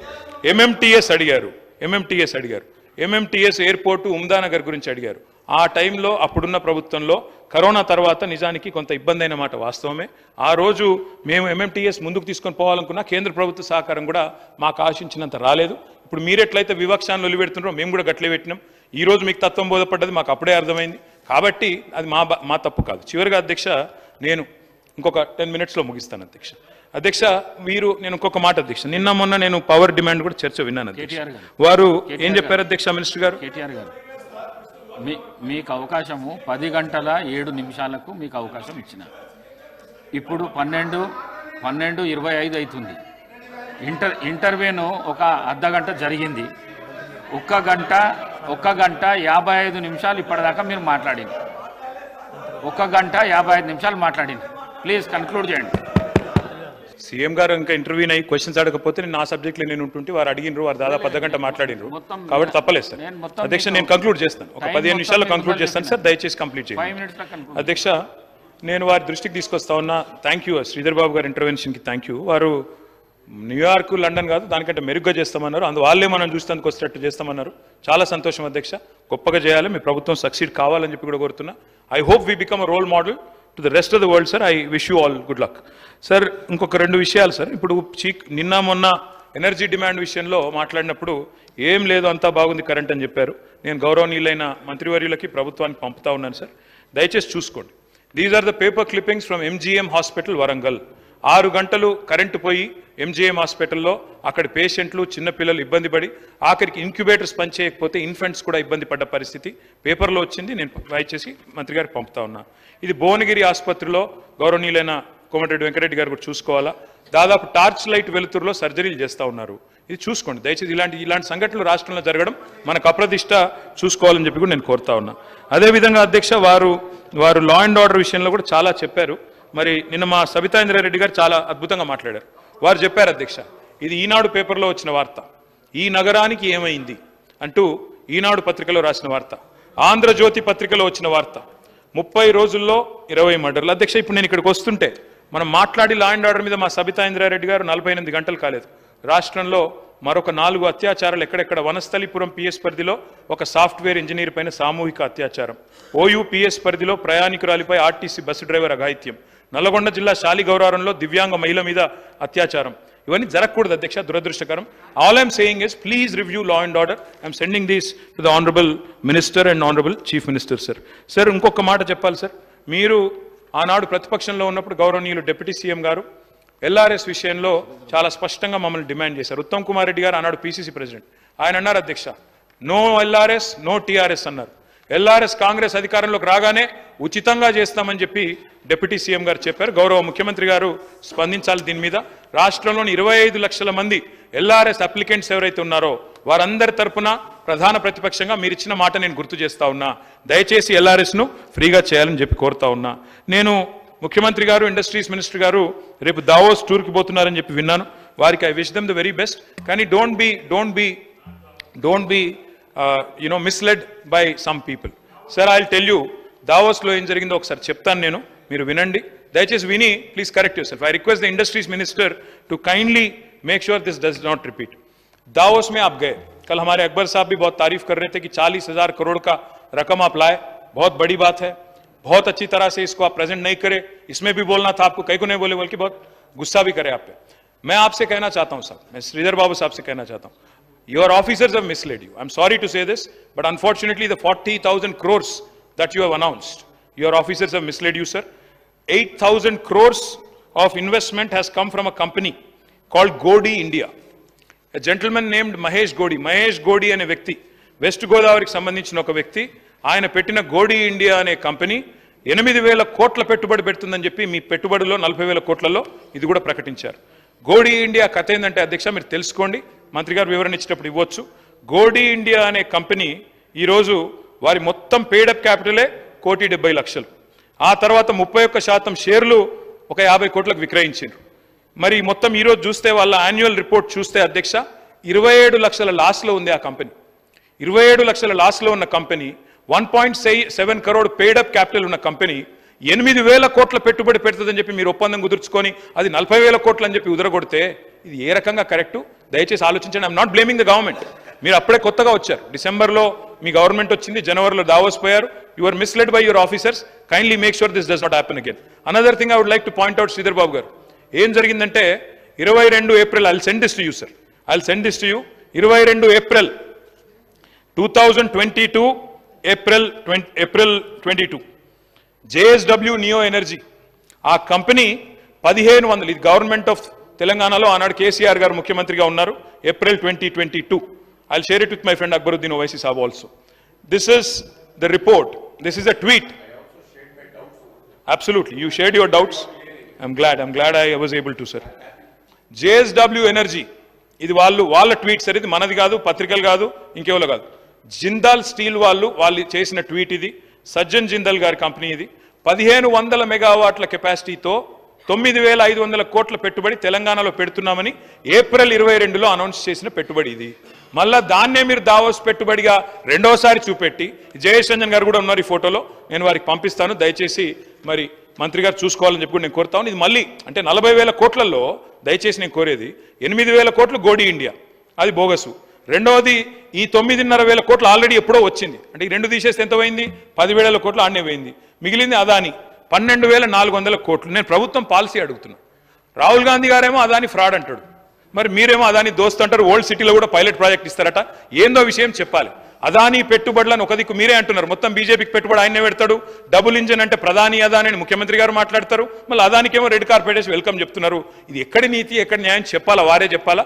ఏ రకంగా దీన్ని రాష్ట్ర ప్రజలు అర్థం చేసుకోవాలని చెప్పి కూడా నేను కోరుతా ఉన్నా.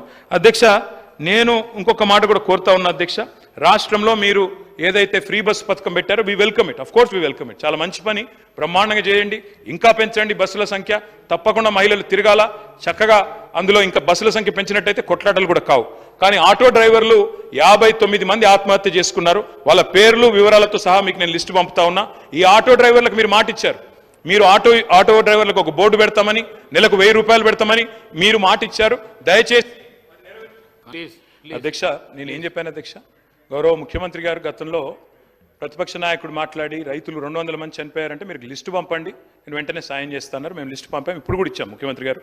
383 మంది రైతులు ఇప్పటి వరకు కాంగ్రెస్ ప్రభుత్వం వచ్చిన తర్వాత చనిపోయారు, ఆత్మహత్య చేసుకున్నారు.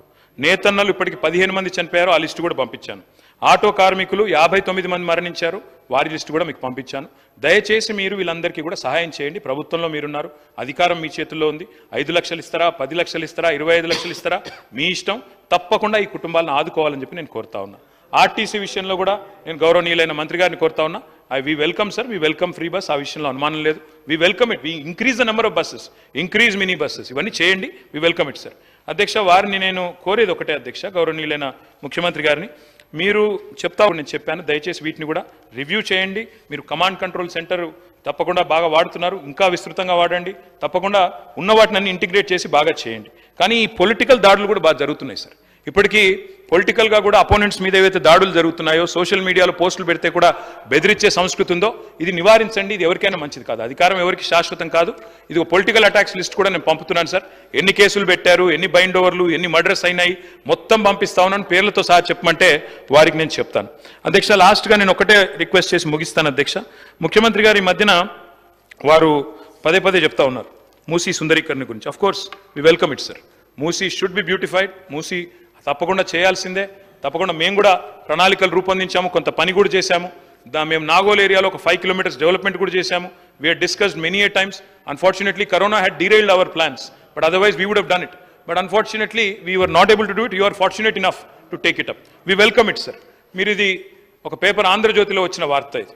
సరే, మీరు మొదలు మేము ఆనాడు ప్రతిపాదనలు రూపొందించినప్పుడు అధ్యక్ష మూసీ విషయంలో 16,000 కోట్ల రూపాయలతో మేము అంచనా వ్యయంతో రూపొందించాము. అందులోనే 10,000 crore ఎక్స్ప్రెస్ వే కూడా ఉన్నది. దానిలోనే సాబర్మతి రివర్ ఫ్రంట్ తరహాలో మేము గ్లోబల్ డిజైన్ కాంపిటీషన్స్ కూడా నేను గౌరవనీయులు హైదరాబాద్ ఎంపీ అసదుద్దీన్ ఓవైసీ గారు కూడా కలిసి ఆ గ్లోబల్ డిజైన్ కాంపిటీషన్లో వచ్చిన మొత్తం ప్రపోజల్స్ అన్ని కూడా వారికి కూడా నేను చూపెట్టాను. మొత్తంగా మా ప్రపోజల్ మొత్తం ఆనాడున్న ప్రభుత్వంలో 16,000 కోట్లతో మేము రూపొందించాం. మరి ఈరోజు మూసీ అభివృద్ధిని చేస్తామని చెప్పి ఒకసారేమో ముఖ్యమంత్రి గారు 50,000 కోట్లతో అభివృద్ధి అన్నారు, ఒకసారేమో పర్యాటక శాఖ మంత్రి గారు 70,000 కోట్లతో అన్నారు. మరి ఇది ఆంధ్రజ్యోతి పత్రికలో వచ్చింది 1,50,000 కోట్లతో మూసీ అభివృద్ధి అని వచ్చింది. అధ్యక్ష, నేను వారిని ఒకటే అడుగుతా ఉన్నాను. కేటీఆర్ గారు ప్లీజ్, సభల ఇది 5వసారి అడగడం, ఇది దానికి జవాబు ఎల్ఏ మినిస్టర్ గారు చాలాసార్లు చెప్పినారు. మళ్ళీ అదే క్వశ్చన్ మీరు రిపీట్ చేస్తున్నారు.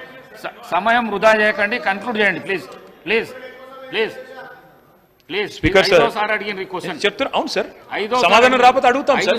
సమాధానం వచ్చేంత వరకు అడుగుతాం. That is our job, that is our job. సమాధానం వచ్చేంత వరకు అడుగుతాం ప్రభుత్వం నుంచి. డిపిఆర్ పెట్టమనండి, డిపిఆర్ లగా క్యూ హోరా ఖర్చు ఇतना बड़ा జవాబు చెప్పిండు speaker sir. It is our responsibility sir, మా బాధ్యత ఇది. ఆంధ్రజ్యోతి పత్రికలో 1,50,000 కోట్ల రూపాయలతో మూసీ అభివృద్ధిని వచ్చిన వార్త. దయచేసి నేను ప్రభుత్వాన్ని కోరుతా ఉన్నా, డిపిఆర్ సబ్మిట్ చేయండి. ఏ కారణం చేత 16,000 కోట్ల ప్రాజెక్టు 1,50,000 కోట్లకు 10 రెట్లు ఎందుకు పెరిగింది సబ్మిట్ చేయండి. నేను ఇంకొక మాట కూడా అడుగుతా ఉన్నా. ప్రభుత్వం ఎల్ఏ మినిస్టర్ గారు కనుక ఇంటర్వ్యూని కాకపోతే నాకు చెప్పాల్సిన అవసరం లేదని ఇప్పుడు చెప్పక తప్పట్లేదు. Either LA minister is misleading the house or deputy chief minister is misleading the house. ఎందుకంటే మొన్న డిప్యూటీ చీఫ్ మినిస్టర్ గారు యూనియన్ బడ్జెట్లో మనకు డబ్బులు రాలేదు, మూసీకి డబ్బులు అడిగినామంటే ఇక్కడ నుంచి కొంతమంది అడిగారు మీరు డిపిఆర్ ఇచ్చారా అని. వెంటనే ఆయన ఒక పుస్తకం చూపెట్టి మేము డిపిఆర్ కూడా సమర్పించాము, మాకు డబ్బులు ఇవ్వలేదన్నారు. ఇప్పుడేమో ఎల్ఏ మినిస్టర్ ఏమంటున్నారు, డిపిఆర్ ఇంకా తయారు కాలేదే అంటున్నారు. మరి వాళ్ళకే పొంతన లేదు ప్రభుత్వంలో. నేను ఒకటే అంటా ఉన్నా అధ్యక్ష, ఎన్ని వేల కోట్లు డిపిఆర్ అయినాక పెట్టండి, హౌస్లో పెట్టండి. డిపిఆర్ మొత్తం అయినాక పెట్టండి, చర్చ పెట్టండి. వెంకటరెడ్డి గారు కూడా అన్నారు మీరు అడ్డుకోవద్దు. మాకేం లేదు సార్, 1,50,000 కోట్లు ఖర్చు అయినా సరే మీరు చేయండి, we welcome it, we are not opposing it. All we are saying is clarity ఇవ్వండి. ఇది నేను చెప్పలేదు సార్, ఇది ముఖ్యమంత్రి గారి స్టేట్మెంట్. నేనేదో ప్లకార్డులు తీసుకురాలేదు శ్రీధర్ బాబు గారు, ముఖ్యమంత్రి గారి ప్రకటన తీసుకొచ్చినా. అది కూడా ఆంధ్రజ్యోతి పత్రికలు ఏం రాసిండ్రు, 1,50,000 కోట్లతో మూసీ అభివృద్ధి అనే హెడ్డింగ్తో ఆంధ్రజ్యోతి పత్రిక రాసింది. రాసినలో ఏం చెప్పిన అధ్యక్ష, ప్రపంచ స్థాయి పర్యాటక ప్రాంతంగా చేస్తాం, విశ్వనగరంగా చేరుస్తాం, ఎక్కడి నుంచి ఎవరొచ్చినా హక్కున చేర్చుకుంటాం అని సీఎం రేవంత్ రెడ్డి అన్నారు. నేనేమంటున్నా, నేను అనేదల్లా ఒకటే, మా ప్రభుత్వం ఉన్నప్పుడు 100% ఎస్టీపీల ట్రీట్మెంట్ కోసం, ఇప్పుడు ఎంఎన్యూడి మీ దగ్గరే ఉంది చీఫ్ మినిస్టర్ గారు, 3,866 కోట్ల రూపాయలతో, ఎందుకంటే హైదరాబాద్లో ఉత్పత్తి అయ్యే సివరేజ్ 2,000 MLD, మేము ఆనాడే 2,000 MLD కెపాసిటీకి 100% ఎస్టీపీలు పూర్తి చేసే విధంగా ప్రణాళిక రూపొందించిన. మీరు మొన్నపోయి ఒకటి ఓపెన్ చేసిండ్రు, ఉప్పల్లో నల్ల చెరువు ఎస్టీపీ మీరు మొన్నపోయి ఓపెన్ చేసిండ్రు. సరే, పని మేము చేసినాం, రిబ్బన్ మీరు కట్ చేసిరు, సంతోషం. కానీ మిగతా ఎస్టీపీలు కూడా బ్రహ్మాండంగా పూర్తి చేసినాము. నేను ముఖ్యమంత్రి గారిని అడిగేది ఒకటే, మరి ఎస్టీపీలు 100% అయిపోయిన తర్వాత అంచనా ఖర్చులు ఈ రకంగా పెరుగుతున్నాయంటే నేను వారిని ఒకటే అంటా ఉన్నా. ప్రభుత్వం రిపీటెడ్గా అంటది అధ్యక్ష, ఏమంటారు అధ్యక్ష, వీళ్ళు కాళేశ్వరం ప్రాజెక్టు 1,00,000 కోట్లు ఏటీఎం అయిపోయింది అని మాట్లాడతారు అధ్యక్ష. గల్లీ నుంచి ఢిల్లీ దాకా ఒకటే లొల్లి అధ్యక్ష. నేను వారిని అడుగుతున్నా అధ్యక్ష, మరి 18 లక్షల ఎకరాలకు నీళ్ళిచ్చే కాళేశ్వరం మీద 94,000 కోట్లు ఖర్చు పెడితే గగ్గోలు. ఉత్తమ్ కుమార్ రెడ్డి గారేమో 1,47,000 కోట్లు ఖర్చు అవుతుంది కాళేశ్వరం. 18 లక్షల ఎకరాల స్థిరీకరణ, 18 లక్షల ఎకరాల కొత్త ఆయకట్టిచ్చే ప్రాజెక్టుకు 1,47,000 కోట్లు అయితేనేమో గగ్గోలు పెడతారు. మరి నేను అడుగుతున్నా అధ్యక్ష, మూసీ సుందరీకరణ విషయంలో ఈ మూసీ ప్రాజెక్టుతో మురిసే రైతులెందరూ, నిల్వ ఉంచే టీఎంసీలెన్ని, సాగులోకి వచ్చే ఎకరాలెన్ని, పెరిగే పంటల దిగుబడి ఎంత, తీర్చే పారిశ్రామిక అవసరాలు ఎంత, కొత్తగా నిర్మించే రిజర్వాయర్లు ఎంత, ప్రజలకు కలిగే లాభం ఎంత, సృష్టించే ఆదాయం ఎంత తప్పకుండా చెప్పాలా. ముఖ్యమంత్రి గారు పాలమూరు బిడ్డ అని చెప్తారు అధ్యక్ష. వారు నేను అడుగుతా ఉన్నా, పాలమూరులో మొత్తం రిజర్వాయర్లు మేము కట్టినాం. వట్టెము, కరివేనా, మొత్తంగా ఉద్దండాపూర్ దాకా అన్ని రిజర్వాయర్లు కంప్లీట్ చేసినాం. ఒక పంప్ ఆన్ చేసిన 31 పంపుల్లో.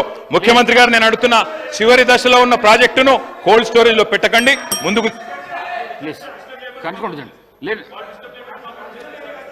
5 minutes లో కంక్లూడ్ చేస్తాను. వాళ్ళు డిస్టర్బ్ చేస్తున్నారు సార్. అధ్యక్ష, నేను అడిగేది ఒకటే, చివరి దశలో ఉన్న ప్రాజెక్టును పక్కకు పెట్టి కోల్డ్ స్టోరేజ్ లో పెట్టి పాలమూరు బిడ్డలకు అన్యాయం చేయకండి. లండన్ చేస్తారా, న్యూయార్క్ చేస్తారా, థీమ్ పార్క్ చేస్తారా, థేమ్స్ చేస్తారా, మీ ఇష్టం. కానీ దాని వెనుకున్న థీమ్ ఏందో, బ్యాక్గ్రౌండ్ లో జరుగుతున్నదేందో తెలంగాణ సమాజం గమనిస్తున్నదనే విషయం మర్చిపోకండి. అధ్యక్ష, మూసీతో పాటు మానేరు రివర్ ఫ్రంట్ కరీంనగర్ లో 60% పనులు పూర్తయినాయి. దాన్ని కూడా దయచేసి కంప్లీట్ చేయాలని చెప్పి గౌరవ ముఖ్యమంత్రి కోరుతా ఉన్నా. కరీంనగర్ జిల్లాకు మంచి మేలు జరుగుతుంది. శ్రీధర్ బాబు గారు, మీరు కూడా అక్కడ మంత్రి దయచేసి ఇన్వాల్వ్ కావాలని కోరుతా ఉన్నా. అధ్యక్ష, కేంద్రం నుండి నిన్న మా సర్పంచులు వచ్చినారు సార్. మా సిరిసిల్ల సర్పంచులు అందరూ వచ్చినారు. సిరిసిల్ల జిల్లా వేములవాడ నుంచి, అదేవిధంగా మా సిరిసిల్ల నుంచి. ఇప్పుడు కొత్త సర్పంచులు వచ్చే లోపల పాత సర్పంచులకు ఏవైతే బకాయిలు ఉన్నాయో దయచేసి క్లియర్ చేయండి. లేకపోతే మీకు నష్టం, మాకు నష్టం. ఎందుకంటే అందులో మీ సర్పంచులు ఉన్నారు, మా సర్పంచులు ఉన్నారు. కొత్త సర్పంచులు వచ్చే లోపల పాత బకాయిలు ఎందుకంటున్నా అంటే, కేంద్రం నుంచి 800 కోట్లు వచ్చినాయి, వాటిని రిలీజ్ చేయండి. Concluding sir, I'm concluding sir. NHM నిధులు 800 కోట్లు వచ్చినాయి, వాటిని కూడా రిలీజ్ చేయండి. మీరు మాట ఇచ్చిన విధంగా ఎల్ఆర్ఎస్ 25 లక్షల మందికి ఉచితంగా అమలు చేయండి. అదేవిధంగా అధ్యక్ష, మేము కలిసి వస్తాం. ప్రభుత్వంతో మీరు ఇచ్చిన మాట నిలబెట్టుకోండి, తప్పకుండా కలిసి వస్తాం. మంచి పథకాలు కొనసాగించండి. కేసీఆర్ కిట్లు కొనసాగించండి, పేరు మార్చండి. బతుకమ్మ చీర పేరు మార్చండి, క్వాలిటీ పెంచండి, కొనసాగించండి. పిల్లలకు బ్రేక్ఫాస్ట్ స్కీమ్ తెచ్చాం స్కూల్స్ లో. సబితక్క నిన్న చాలా డీటెయిల్ గా చెప్పారు. బ్రేక్ఫాస్ట్ స్కీమ్ కొనసాగించండి. మిడ్ డే మీల్ బకాయిలు ఉంటే అవి కూడా ఇవ్వండి. తప్పకుండా నేను మిమ్మల్ని అందరినీ కూడా ముగించే ముందు డాక్టర్ వివేక్ వెంకటస్వామి గారు, ప్లీజ్, చాలా టైం అయిపోయింది. ఐ రిక్వెస్ట్ యూ సార్, ఎన్నికలకు 6 నెలల ముందు రాజకీయాలు చేద్దాం. మీరు అన్నారు ముఖ్యమంత్రి గారు, వి వెల్కమ్ ఇట్. మిగతా 4.5 ఏళ్ళు నిర్మాణాత్మక ప్రతిపక్షంగా మా పని మేము చేస్తాం.